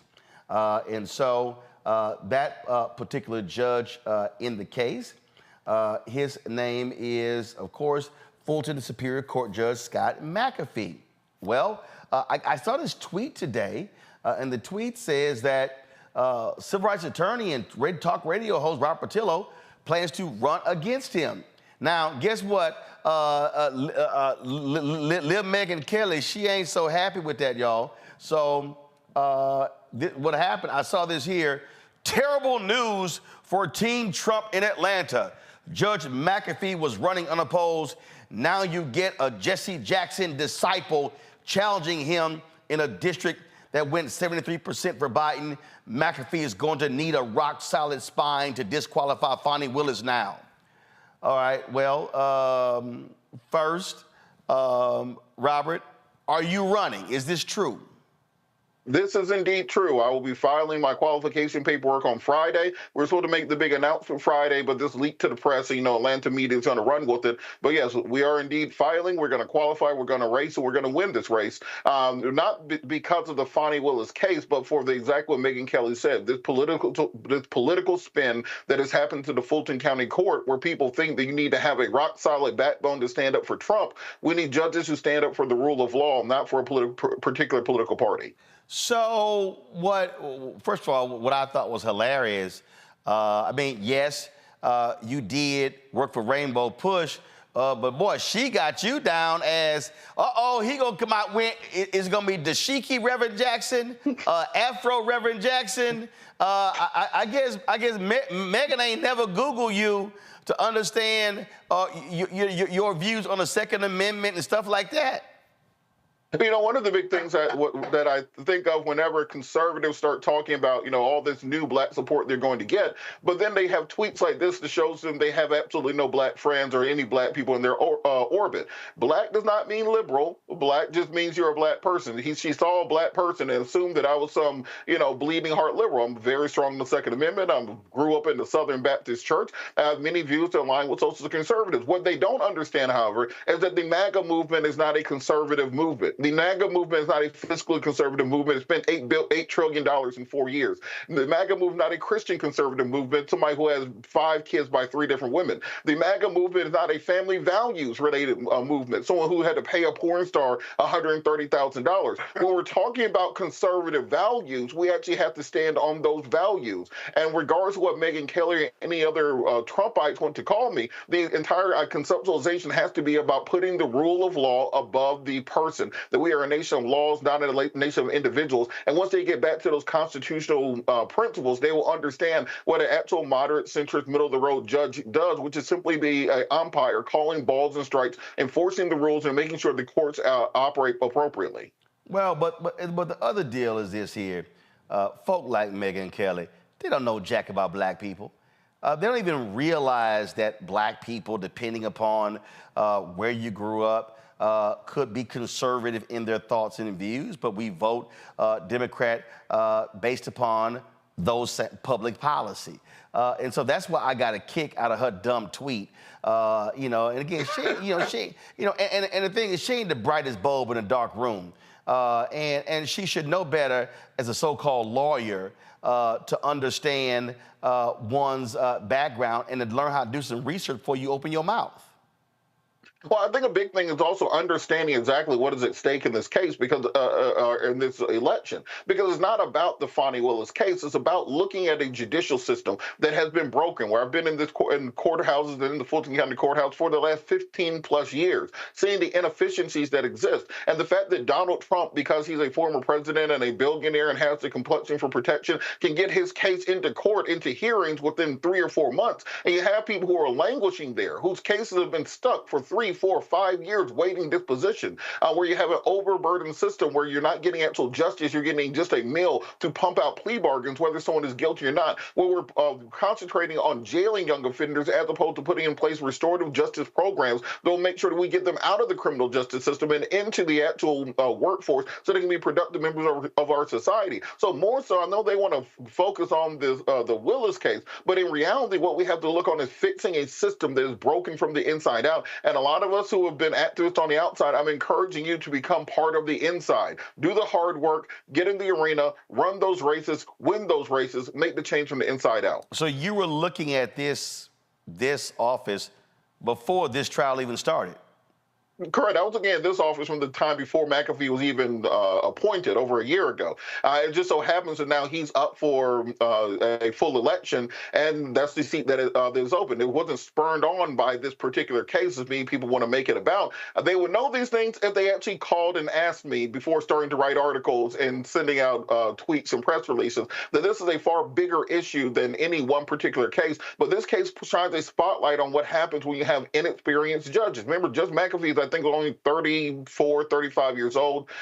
He doesn't have any experience as a defense attorney, so he only seen things from the prosecution side of the table. And we're seeing this go throughout this Fonnie Willis hearing, where it seemed to be utter chaos in that courtroom, and you're shining this light on Atlanta and the Fulton County judicial system almost as being an episode of Real Housewives of Atlanta or some other reality show, as opposed to being a serious courtroom where real laws and real rulings take place, where we're truthfully respecting the Constitution and fighting to ensure that the rule of law governs. And to your point, go to my iPad. I mean, this is the resume of Judge McAfee. Graduate of Emory Law School, Inspector General for the Georgia Office of the State Inspector General, Assistant U.S. Attorney, Assistant DA, and you're right, not a defense attorney, anything along those lines. I'm sure your fellow panelists have some questions before you go. So let's see here. Oh, I guess we'll let the other lawyers ask a question first. So, Robert, if I may, I hear you, but I've been on both sides of the law. I've practiced in a lot of jurisdictions. The criminal justice system in every jurisdiction is overloaded with cases and overloaded with young black men and young black women.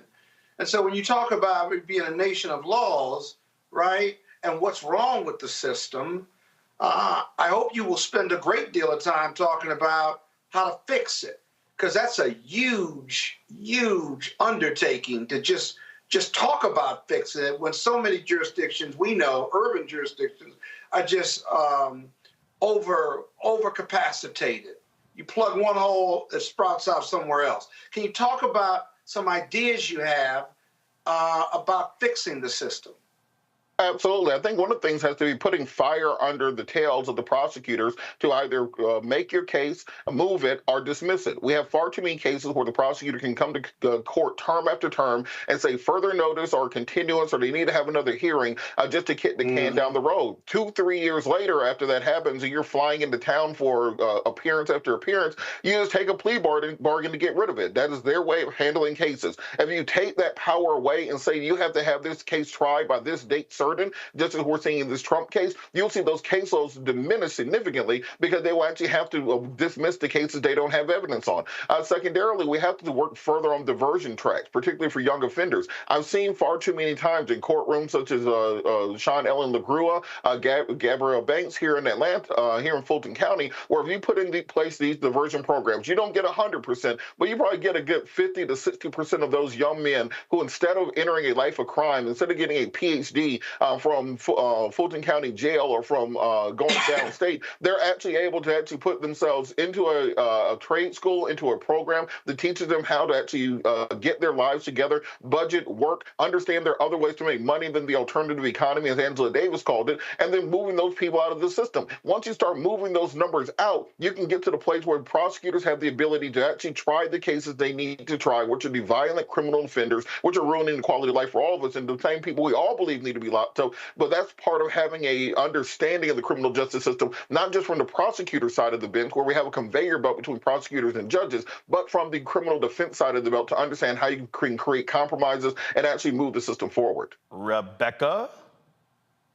I ask every candidate this question: why you? Why now? Why this office? Reverend That's three Gerald, questions. Reverend Gerald Durley always gives a She sermon. don't need you saying excellent question. She know that. You asked her for one question, and as usual, she asked three. Now I got two more. So No, she asked one question. I know it's your show. She asked one question. Scott, stop talking. Scott, from one stop attorney talking. to another. You didn't hear the comma? She asked one question. Robert, three parts. Look, Reverend Gerald Durley talks about Kairos moments, that you have two ways of measuring time. You have chronos, the minutes, the seconds, the hours on a clock, that tick at regular intervals. But then you have Kairos moments. That's the moment where time intersects with destiny. And when that moment comes, you cannot let it pass you by. And I felt that as a matter of reality, that this is a one time in my career where I feel that I can make a contribution to the bench. I told my wife about 10 years ago, if I ever talk about becoming Superior Court judge, please take me out somewhere and get me a mental health evaluation. But just going by the nature of the system right now, the inadequacies and the inefficiencies that we're seeing, the fact that we have this conveyor belt between prosecutors and the bench and jurisdiction after jurisdiction, that we have this new Nixonian tough on crime conceptualization of working its way through the nation again, that doesn't talk about rehabilitation, does not talk about restoration, does not talk about fixing actual problems. I thought that this is the time to actually get my hands dirty and do the work instead of trying to compel other people to change their actions. Get in there, change things to be an example for others. And that's why I thought it was this time, this seat, this moment, and the time was right for me to do so. All right, then. All right, Robert, we appreciate it. I know you got to go, so thanks a bunch. And we'll good luck in the race. And I'm sure Megyn Kelly is going to be trying to give you a call to, inquire about your background. Absolutely. Go to judgepatillo.com. That's JUDGEPATILLO.com. Make a contribution today. We got to get off the ground rolling. Scott McAfee has $100,000 in the bank already. We have zero because we did not expect to announce this soon. So we're looking forward to everybody's support. Thanks so much, Roland. When's the election? November? Hey, the election is... Hey, Scott, stop talking. Robert, when is the election? The election is special election. It will be May 21st. We have a month and a half. Or so to get this thing up and running and up and going. So qualification ends on Friday. The election will be the end of May. Runoff will be beginning of June if a runoff is needed. And Scott, to your point, $3,300 is the contribution limit. You can make that online right now. Oh, he got that. Thank you for answering my question. He got that. So, very important. So, Robert, do me a favor. If Megyn Kelly has the guts to book you on her show, bring all your guns you always trying to show on this show. We'll do. Click, click. I got you. Click, click. All right. Robert, thanks a bunch. All right. We go to a break. Y'all, we going to come back. Wait until I show y'all the crazy thoughts of this black MAGA Republican who is their nominee for governor of North Carolina. Every black person in North Carolina should be kicking that fool to the curb. That's next. A Roland Martin Unfiltered on the Black Star Network. When you talk about blackness and what happens in black culture, we're about covering these things that matter to us, speaking to our issues and concerns. This is a genuine people-powered movement. There's a lot of stuff that we're not getting. You get it, and you spread the word. We wish to plead our own cause too long have others spoken for us. We cannot tell our own story if we can't pay for it. This is about covering us. Invest in Black-owned media. Your dollars matter.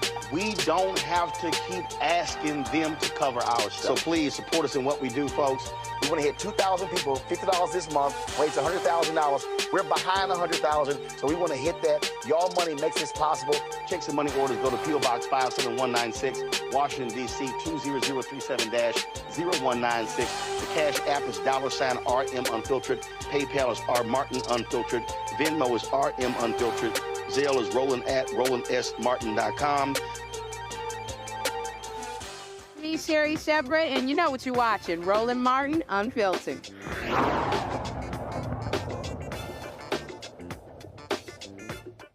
All right, last night was Super Tuesday, and there were elections all over the place. And look, it was going to be Biden, Trump, presidential level. But really, the whole key is what happened down ballot. Well, one of the places, North Carolina, where the Republicans nominated for their choice for governor is the current lieutenant governor, Mark Robinson. Mark Robinson is a Holocaust denier. He believes that the civil rights movement was a joke. The Democratic Governors Association is already out with a hard-hitting ad against him. Watch. Abortion is a scourge that needs to be run out of this land. It's not your body anymore. It's y'all's body. And yes, that includes the daddy. So many things were lost during the civil rights movement. So many freedoms were lost during the civil rights movement. They shouldn't have been lost. I'd love to pass a law that restricts abortion. We could pass a bill saying you can't have an abortion in North Carolina for any reason. This little minor thing happens in January. Oh, rights are horrible. If there's a movement in this country that is demonic and that is full of the spirit of Antichrist, it is the transgender movement. Homosexuality, any of that filth. And yes, I called it filth. Abortion is a scourge that needs to be run out of this land.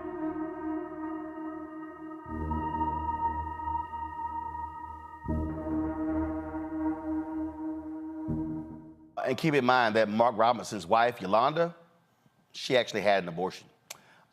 Check this out, Rebecca. He don't like folks like you having a right to vote. Listen to what Mark Robinson said in 2020.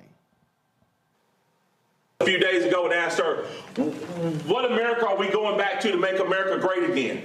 The one where women couldn't vote or black people were swinging from trees? I would say to him if I was standing in front of him, I absolutely want to go back to the America where women couldn't vote. Do you know why?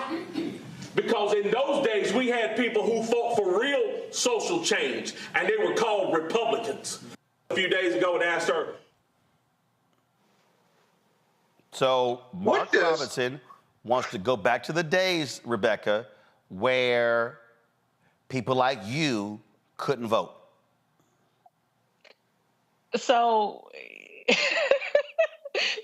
right. I think both. I think both Scott and I don't even know where to begin because there's so much. I've been watching clips about him and just watching a clown down in North Carolina. Here's the thing. I thought Herschel Walker was bad last cycle. But what is really bad is that this guy has actually, and this is also what's sad too, he is, I think, the first Black person since Reconstruction who's been elected, I think, statewide in North Carolina, which is insane. Well, you know, and that's from either party, Republican or Democrat. The thing about Robinson is, as much as he wants to invoke that the Republican Party is good for Black people, not this Republican Party. If we were going back to the Republican Party that actually did stuff to promote civil rights, did stuff to protect the Black community and advance the Black community, at that time, I think they were called radical Republicans. But he is not a radical Republican. And so a lot of the stuff that he's saying is very nonsensical. people. This is once again why I wish North Carolina Democrats would have got behind Cherie Beasley and would have made sure that she would have had statewide office, because North Carolina needs a counter to what's going to happen with Mark Robinson. I don't know very much about the Democratic candidate who's going to be running against him, but from past the Democratic candidate is Josh Stein, and Josh Stein is the current Attorney General. Oh, right. Okay. Right. I don't know much about him. Which also, I don't even know if that's my problem or if that's his problem. But what my concern is that race is going to become an issue in this campaign. I don't know that Stein is going to be able to deal with those issues of race, and there could be a possibility that Mark Robinson would be able to get enough Black support in order to win. Like, it's sad because this guy, in my opinion, his ideologies are dangerous for Black people in North Carolina, but I don't know that the Democratic Party has an effective answer to shut it down.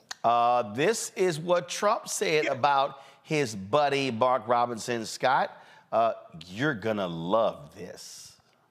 But I heard him coming in on the plane. I was listening, and I said to the people on the plane, watch this.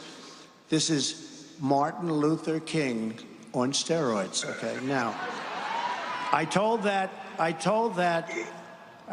to Mark. I said, I think you're better than Martin Luther King. I think you are Martin Luther King ×2. And he looked at me, and I wasn't sure, was he angry because that's a terrible thing to say, or was he complimented? I have never figured it out. But I'm telling you, he's one of, right? When I said that to you, you looked like, I don't know if I like that comment. You should like it, because you are outstanding, and you're going to be the next governor, so that's going to be very cool. Scott, take it away. Why you ask me questions about all these ignorant mofos? I mean, I don't even know why we. I asked. No, first of all, let's be clear. Well, hold on. No, wait, Scott. He is. Let me be very clear. He is the Republican nominee for governor. I know. No, Joe Biden lost North Carolina by 2.5 points in 2020. The incumbent governor, Roy Cooper, is not running. Mark Robinson is the current lieutenant governor. Mark Robinson can win. So This is real. Yeah, it's real. It's called real ignorance. But let me ask you something.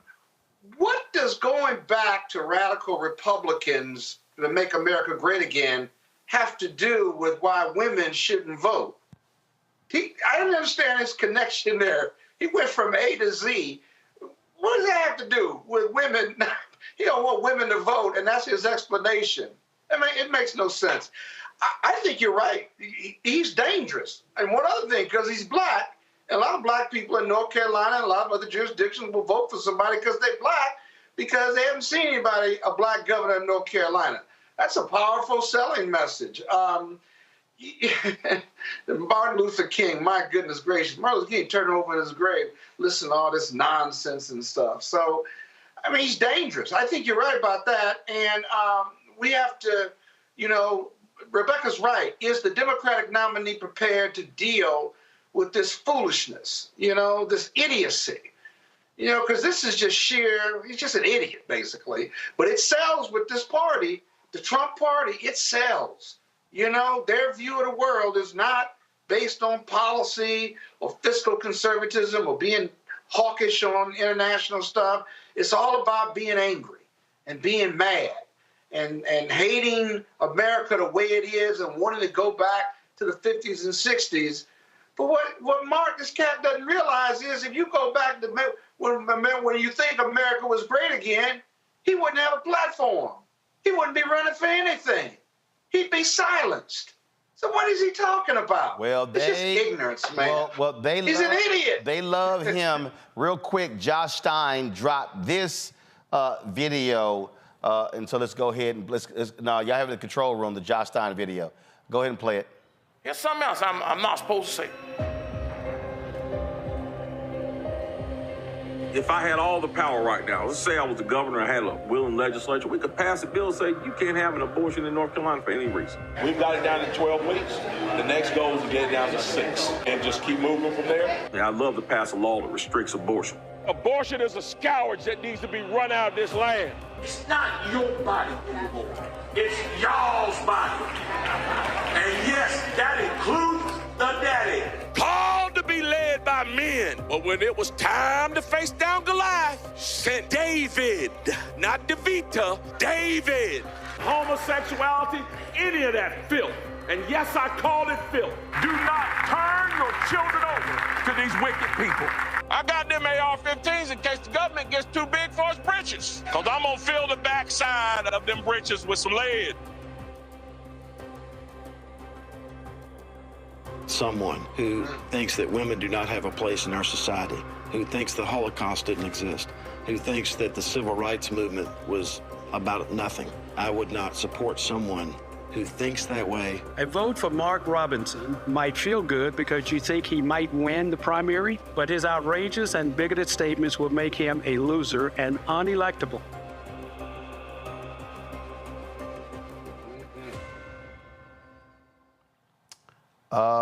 Go to my iPad. In 2014, this article says Mr. Robinson echoed Hitler's rhetoric on Facebook in a statement about racial pride. Last July, he argued that he didn't support the Nazi leader just because he quoted him. Because you quoted Hitler, you support Hitler, he said during a speech. I guess every history book in America supports Hitler now. They all quote him. Okay. All right, folks. We're going to keep y'all keep abreast of this in North Carolina. Listen, y'all got to show up and show out to keep this crazy quack out. And guess what? You flip North Carolina, that makes the pathway for also Biden-Harris to win the presidency. This cannot stand. Going to break, we come back, we'll talk with Isaac Hayes III, the founder of Fanbase. It's a new day. They've got some new things happening that you want to hear about. You're watching Roland Martin Unfiltered on the Black Sun Network.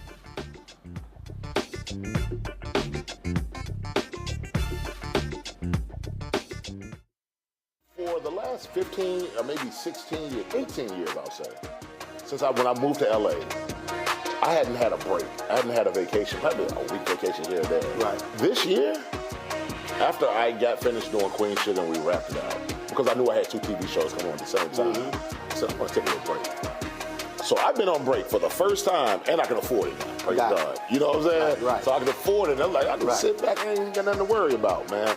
But this was the first time in almost in 2 decades that I've actually had time to sit back and smell the roses.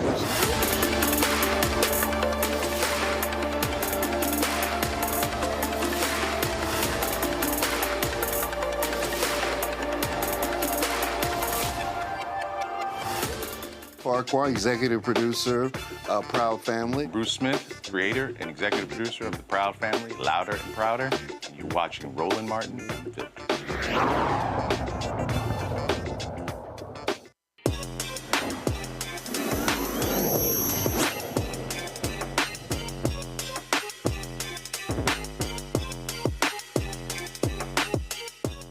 All right, folks, we've talked a lot on the show about the social media app Fanbase.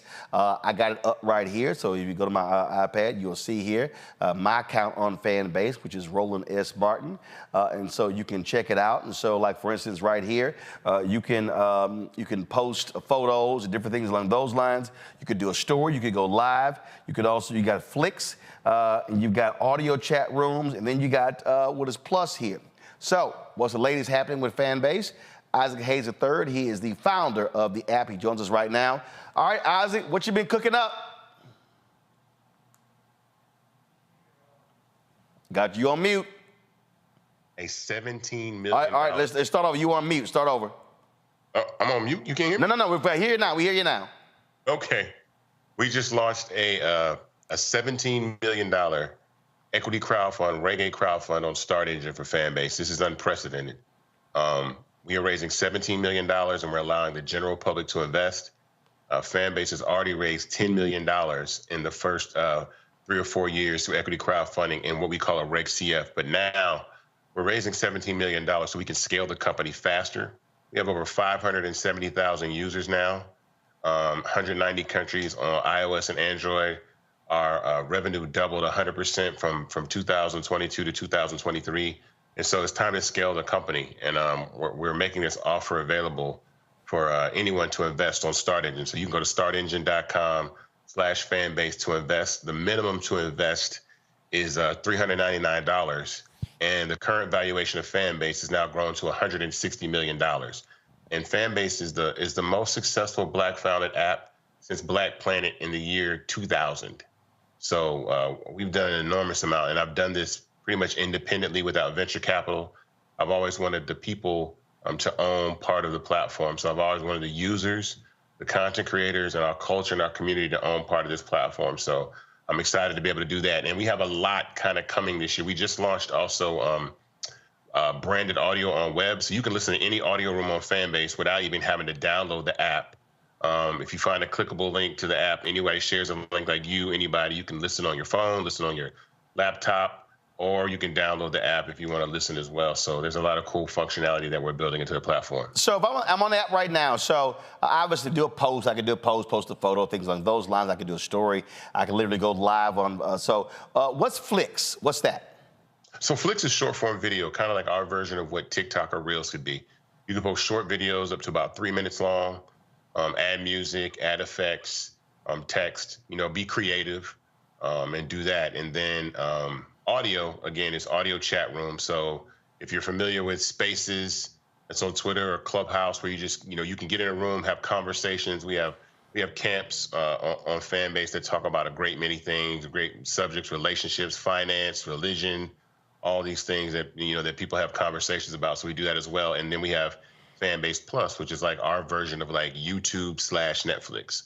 So you can upload up to 2 hours worth of content, put it behind a paywall, or for free. Fanbase is free to download and free to use. So I wanted to make sure that we had, that kind of stuff available for everybody. That's right now we're looking at this audio. So you're saying right now, go to my phone, y'all. So let's say upload video. So let's just say I had an hour interview and I want to put it behind a paywall, and I can set whatever price I want for people to be able to watch that video. And then if it's $1.99, then if they want to watch it, that's what they pay, right? Yeah, well, it's subscription based. So think of yourself as being your own Netflix. So you can charge anywhere from $2.99 a month to $99.99 a month for content you create. But again, the app is free to download, free to use. It doesn't cost anything to download and use Fanbase. It's the optionality, the hybrid of having followers, but then content creators who put so much effort and energy into their content also need a way to be compensated.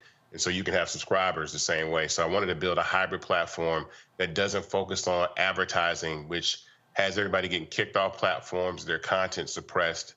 So I wanted to make sure that, anybody has a voice on social media and they're allowed to express themselves, but also make some money because, 59% of brand new content creators that came out in the last year made less than $100. Wow. In a year, less than $100 in a year. 59% of beginning content creators made less than $100 in a year. And that's ridiculous because they're putting hours and hours of their lives into the content. So on Fanbase, you can have, like I said, subscribers from $2.99 to $99.99 a month, and you can have love so people can tip you. And there are people making thousands of dollars a month on Fanbase, tens of thousands of dollars. And so that's extremely important that, you're able to monetize your content that way. In this new era, we're going to that era anyway. Everybody's going to be their own Netflix in about 5 years. I'm just letting people know that, if you want to create content and monetize it, you'll be able to do that. Before I go to Rebecca with some questions, and here's the thing that I had a conversation the other day, and this woman was talking about, content creators and what they can do, and it's what you just said. I said, you do know most of these people ain't making no money. I said, they're posting stuff, they're making no money. I said, and they're getting frustrated, they're burning out. I said, and what people also don't understand, I've got, let me just check right now. If I go on Instagram right now, and you talk about this all the time. So I have on Instagram right now 705,000 followers. And people go, oh my God, you've got 705,000 followers. Yet if I click go live right now, maybe 280, maybe 300 will show up. That's not even 1%.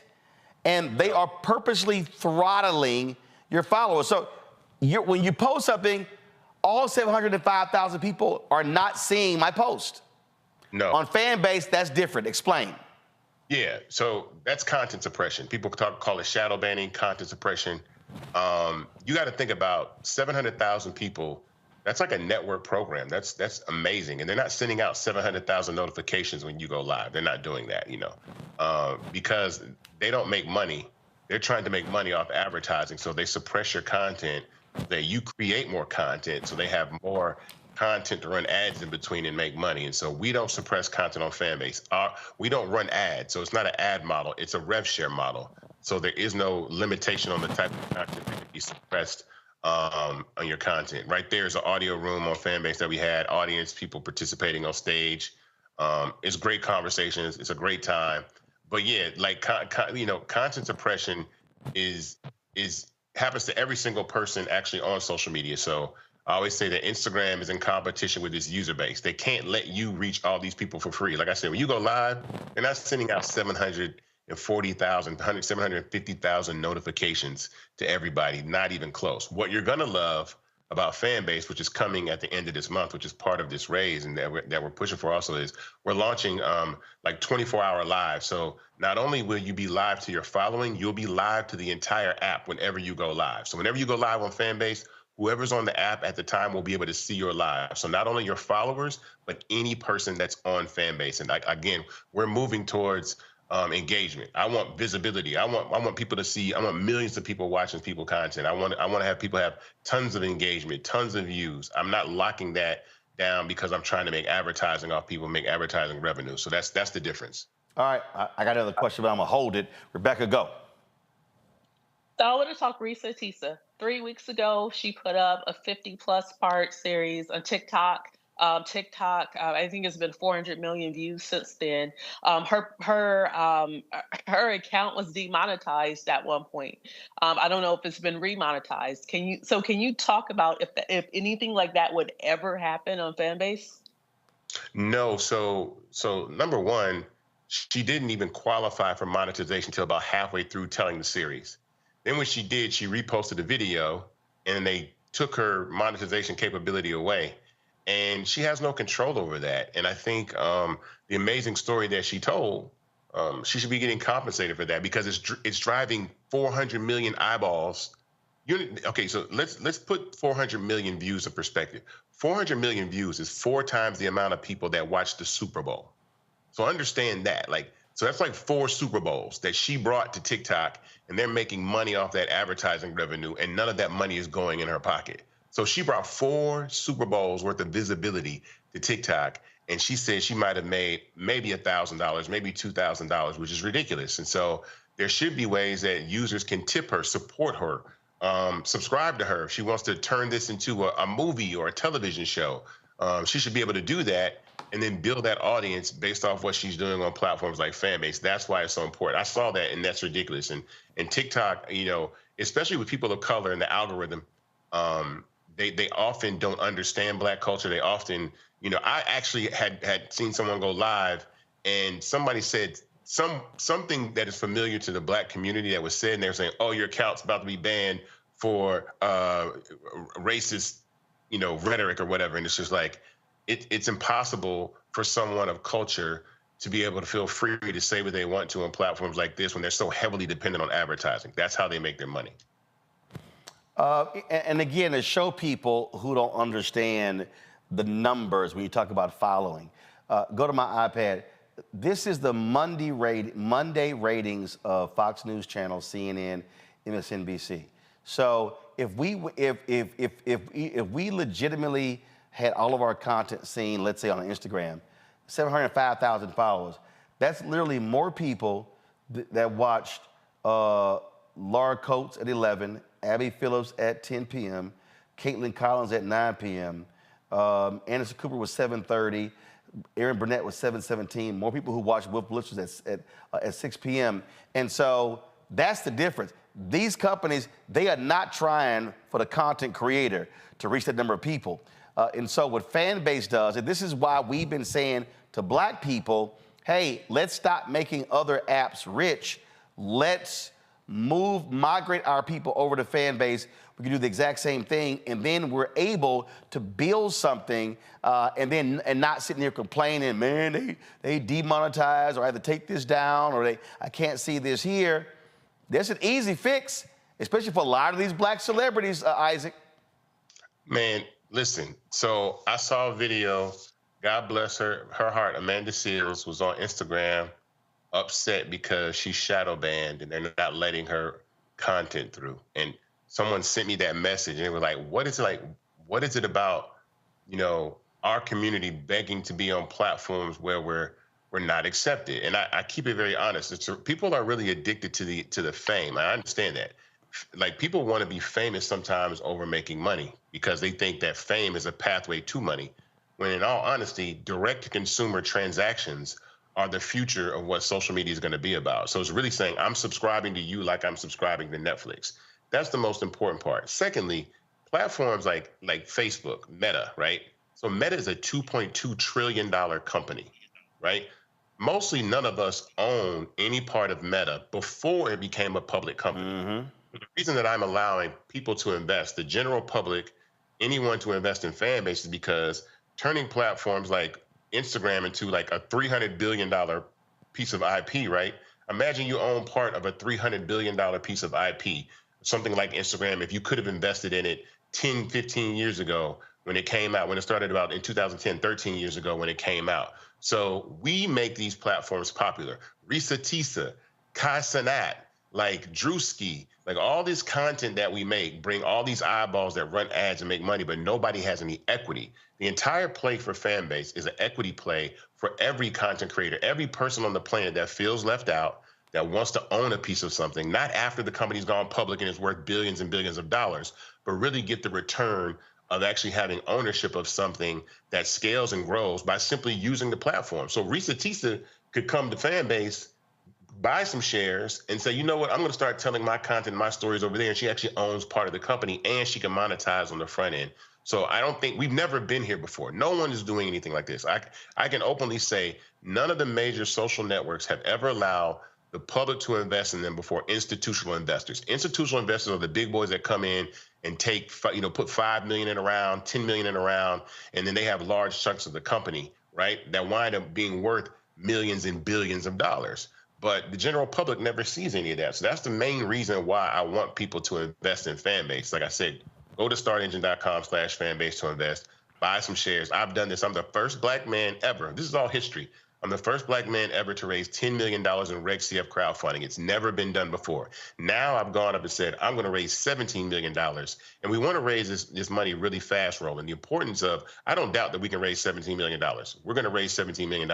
How fast we raise $17 million is important, because now we can spend more to develop the app more, bring more functionality, bring more to marketing, hire more personnel, really bolster up the app. This is a modern marvel of what we've been able to do with the small team that we had of a black tech startup founded out of Atlanta, Georgia, built by some amazing people from all over the world, including Argentina. I think that is an incredible effort that we've done, and it's a miracle. It's a living miracle of what Fanbase is, and so I think people should take time to take notice. Like, look around, do your research. Like, find another app that does what Instagram, TikTok, YouTube, Clubhouse, Facebook all does. Black founded, allows you to monetize your content, doesn't suppress your content, and allows you to own part of the company and lets you monetize. You won't find one because there's never been one. It didn't exist until I invented it. Peer-to-peer in-app purchase subscription. That means the ability to take your phone and press a couple buttons and subscribe to a person like you subscribe to Netflix or Spotify did not exist until I invented that. And now every app that you see, if you see subscriptions on Twitter, subscriptions on YouTube, subscriptions on Instagram, subscriptions on TikTok, and you can use a face scan or a fingerprint to subscribe to someone, they got that from me. That is complete confirmation that it didn't exist. And so that's the thing that I say all the time is, like, tech is also about, it's about ideas, and and then money, the ability to ideate on those ideas. So I said, oh, okay, well, I know that young people in Black culture have all the ideas. All I need is the money. But I'm going to let everybody else own a part of the company too. So that's the significance of what we're doing with Fanbase. And so this is the most important, critical moment of the company, because this is going to catapult us past 1 million users, I believe. We have over 570,000 users. We're in 190 countries on iOS and Android. We're on the web. We're doing amazing things. But this is a very, very pivotal moment in the history of this company, and I really want everybody to be a part of it by investing. And for the people who are always saying, man, we need to have our own. This is it. This is it. This is a Black founded company, not a Black only. I want the entire world on Fanbase. But again, I know that I can build anything that Meta can build, anything that TikTok can build. But what I know, we all know, is they can't build Black culture. And so we need to leverage that culture to the point of equity and ownership and monetization in a platform, in an infrastructure, not go on the app and make the app popular and make money and we get talked about and we become memes and all that, but they make all the money on ads. No, we actually need to have equity in these companies and actually have ownership in them. So I'm stressing the importance of ownership. I know people getting those tax refund checks coming in. Look, it's $3.99 to invest. I'll say this, and I'll say this quickly. 28,000 people. Only 28,000 people investing $600 gets Fanbase to the $17 million goal. It takes 28,000 people investing $600, and we're where we need to be. And I want to close this raise within 90 days. 60 to 90 days is my goal. I want mass velocity. I want people to tell their friends. I want people to go crazy. Call your aunts, your cousins. Tell everybody, man, go to Start Engine, grab some shares. Like, let's make this company, and then download the app and then use the app and then bring your community over there and watch what happens, because we've never been here before. And for everybody to know, to understand, I'll text Isaac and I'll be like, yo, man, I can only post one photo at a time. Well, when you get more money to be able to raise more money, hire more developers, you can now add more bells and whistles. And for everybody who's watching, that was a moment when Twitter and Facebook and Instagram and all of these social media, they were not humming along like they are. They had glitches and they had issues and they didn't have everything. I remember I didn't get on Vine when it launched. Why? Because it was 7 seconds. I didn't get on Snapchat when it launched. Why? Because you couldn't save videos. I said, why am I going to create content and I can't go back and watch it or even share it? What happened? Yeah. Snapchat does what they do. Instagram changes. Instagram used to be what, 15 seconds?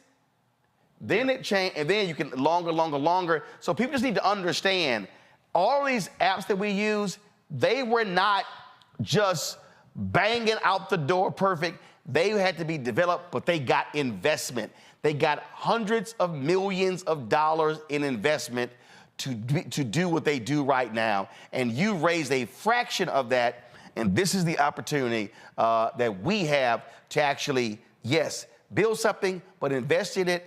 And as you grow and get bigger, that $600 that you invested, that's now worth far more as Fanbase gets bigger. Well, People that invested in the first round, we were valued at $20 million. Their investment is 8 times larger now. It's an 8x. It's 8x. It's grown 8x from 20 million to 160 million. Did I invest in the first or the second? I think the first. No, you invest in the first and the second.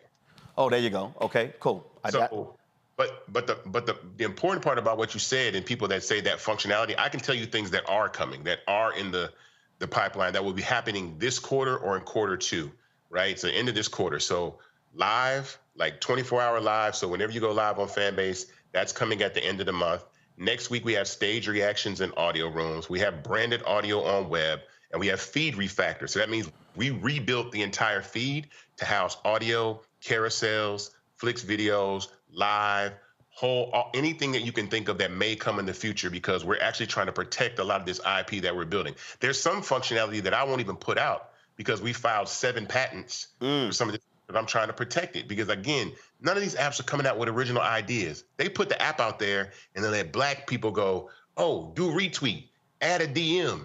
We need carousels. We need these features. And then they build it, and then they make the app better based off your input and your feedback. My thing is, okay, cool. I already know where the feedback comes from. It comes from us. So then let's give the people that bring those ideas to social media and make them cool and opportunity to own part of the company. So this is actually my last question. So just picking up what you just said. So if we wanted, like right now, we're on Plex TV, Amazon News, Amazon Freevee, Amazon Prime Video, our 24-hour, 7-day-a-week Black Star Network streaming channel. So what you just described, would we be able to do that on Fanbase? Send our feed. I mean, this year we're adding gaming, so you can play video games like Twitch.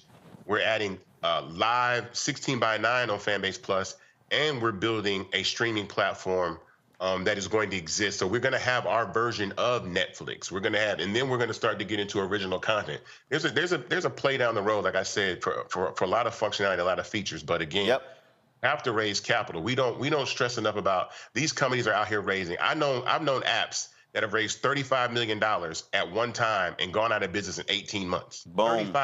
If I had $35 million rolling, do you know what I would do with? Listen. The Recount launched the same year we did. They raised $32 million. They were bought for pennies on the dollar in January 2023 because they could never figure out a business plan. I got a business plan. We've been profitable since March 2020. The Messenger spent $60 million and they lasted 9 months. Man, and they don't give us those opportunities. And we ain't gonna talk about Quibi raising $1.5 billion and lasted 6 months. Bro, I'm telling you, and the problem is that they always have these rules and regulations, especially for Black founders. Like you see what's going on with Ari and Simone. You see the attack on DEI, diversity, equity, inclusion. You see Issa Rae being upset that rap shit got canceled off HBO. You see us saying like, look, we get canceled. We bring all this culture, but then where's the fair opportunity for us to really present our culture and have our show succeed, our programs that we want to continue to see on television and love it. So if we don't build infrastructure, Fanbase is infrastructure. It's technology and infrastructure and media. If we're not doing that, we're just wasting our time begging to be accepted in places. And again, I get tagged in posts 5, 10, 15 times a day. You need to come to Fanbase, or I'm getting, I put my hand in my face like, why are y'all arguing to get your page back on TikTok? And I'm not saying leave, I'm saying leverage the audience that you built on Instagram, leverage the audience that you built on TikTok, and then migrate that audience over to Fanbase. I want to give a shout out to also Leah Janelle, an amazing choreographer and dancer. She's coming to Fanbase. She's actually launching her exclusive content this Friday on Fanbase. If you don't know who she is, she has Queens and Letto. She dances in high heels. She was on tour, Beyonce, the Renaissance tour. She got Tour Diary. She's got a lot of content coming. And so we're excited to have her join Fanbase. And there's some other really big surprises. I know some that you know about, Roland, that we can't talk about right now, but there's some other major players in the game that are on their way to Fanbase. And so that's why, again, it's time to really leverage this and pump this thing up. Again, startengine.com/ Fanbase. Startengine.com/Fanbase. The minimum to invest is $399. But again, like $600, 28,000 people, the raise is closed. And when we reach that goal, that's it. There's no more chance to invest. When you reach that cap, there's no more chance to invest in the company. And I've done this now. This will be my 4th time, but doing a Reg A, and I'll explain the importance of this and how valuable your program is. When you go up to a Reg A, I can no longer do radio interviews, right? So I can't just hop on a radio program like I used to and be able to use that. So there's a lot of limitations. So the community effort in programs like this, I'll be on Blackout tonight on EYL with Rashad and Ian at 10 p.m. Tune in there. So these types of programs are the outlet that I have to really tell people about this raise and have people invest. And so I always appreciate you allowing me to come on here and talk about Fanbase and being an ally to what we do over here at this company. Well, I believe in the concept. I use it. A lot of times when I go live with speeches, I'll go live on the audio. I might be streaming it or recording it, but I'll go live with the audio. And so, again, for the people out there, you said it, this is building infrastructure. Let's stop saying we don't have this and we don't have that. Everything that's on Clubhouse, you got. What's on Instagram, you got. And you had put it out when Elon bought Twitter, like, hey, if you give it to 1 million users, I'll create functionality that's like Twitter. People need to understand that's infrastructure. Absolutely. We built. Look, I tell you, Black culture is the vibranium. It is the most. We drive everything. I saw these Japanese. Sorry, real quick. Hold on, Roland. I got you. I saw these Japanese kids today, like rapping like trap music in Japan, and it was dope. And I was like, it was on Lil Duval's page. He goes, "Would you imagine if hip hop made it this far? Can you imagine hip hop making it this far?" And I'm like, you understand? Like, Black culture is the smallest but most influential and valuable culture group on the planet Earth. Like, everything we do, if it's the dance, if it's the clothes, if it's the slang, if it's the song, whatever it is, we say there's trillions of dollars of value in that. When these rappers get on these songs and Cardi B says, "I got a Coach bag" on her new song, you don't think that people are out there going and buying Coach bags? Like, what we say goes. And so if we don't have equity, if we don't have ownership in the things that we talk about, then why are we talking about it? Why are we talking about Instagram so much and TikTok if we're not on the cap table? We don't have, if we're not on the cap table, and we have over about 14,000 investors in Fanbase. And so I tell everybody to join this round immediately. Like, don't wait, don't hesitate.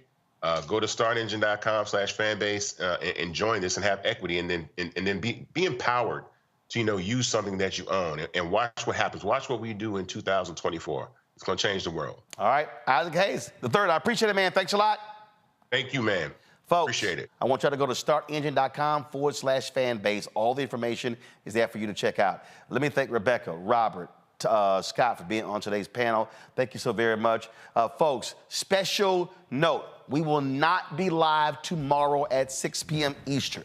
We're going to do, just like we did last year, 5 hours of our coverage, Black perspective on the State of the Union. We'll be live right here in the Black Star Network studios at 1630K on Black Lives Matter Plaza, just 2 blocks from the White House. And so we're going to have our experts. We're going to talk about the state of our union here as well. We'll have a live stream of President Biden. He'll be speaking at 9 p.m., but that's taking place tomorrow. We go live at 8 p.m. 8 p.m. is when we go live.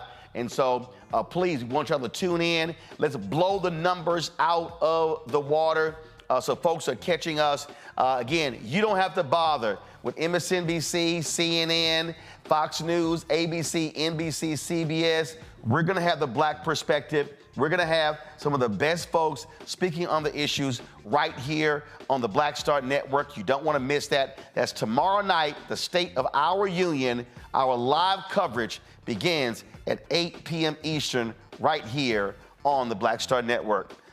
Don't forget it, folks. Support us in what we do. Join our Bring the Funk fan club. Send your check and money order to P.O. Box 57196, Washington, D.C. 20037-0196. Cash App, $RM Unfiltered. PayPal, R Martin Unfiltered. Venmo is RM Unfiltered. Zelle, Roland at RolandSMartin.com. Roland at RolandMartinUnfiltered.com. Download the Black Star Network app. We're trying to get to 100,000 downloads. Apple phone, Android phone, Apple TV, Android TV, Roku, Amazon Fire TV, Xbox One, Samsung Smart TV. I'll see y'all tomorrow. Holla! Black Star Network is here. Oh, no punches! I'm real revolutionary right now. Thank you for being the voice of Black America. All momentum we have now, we have to keep this going. The video looks phenomenal. See, there's a difference between Black Star Network and Black-owned media and something like CNN. You can't be Black-owned media and be scared. It's time to be smart. Bring your eyeballs home. You dig?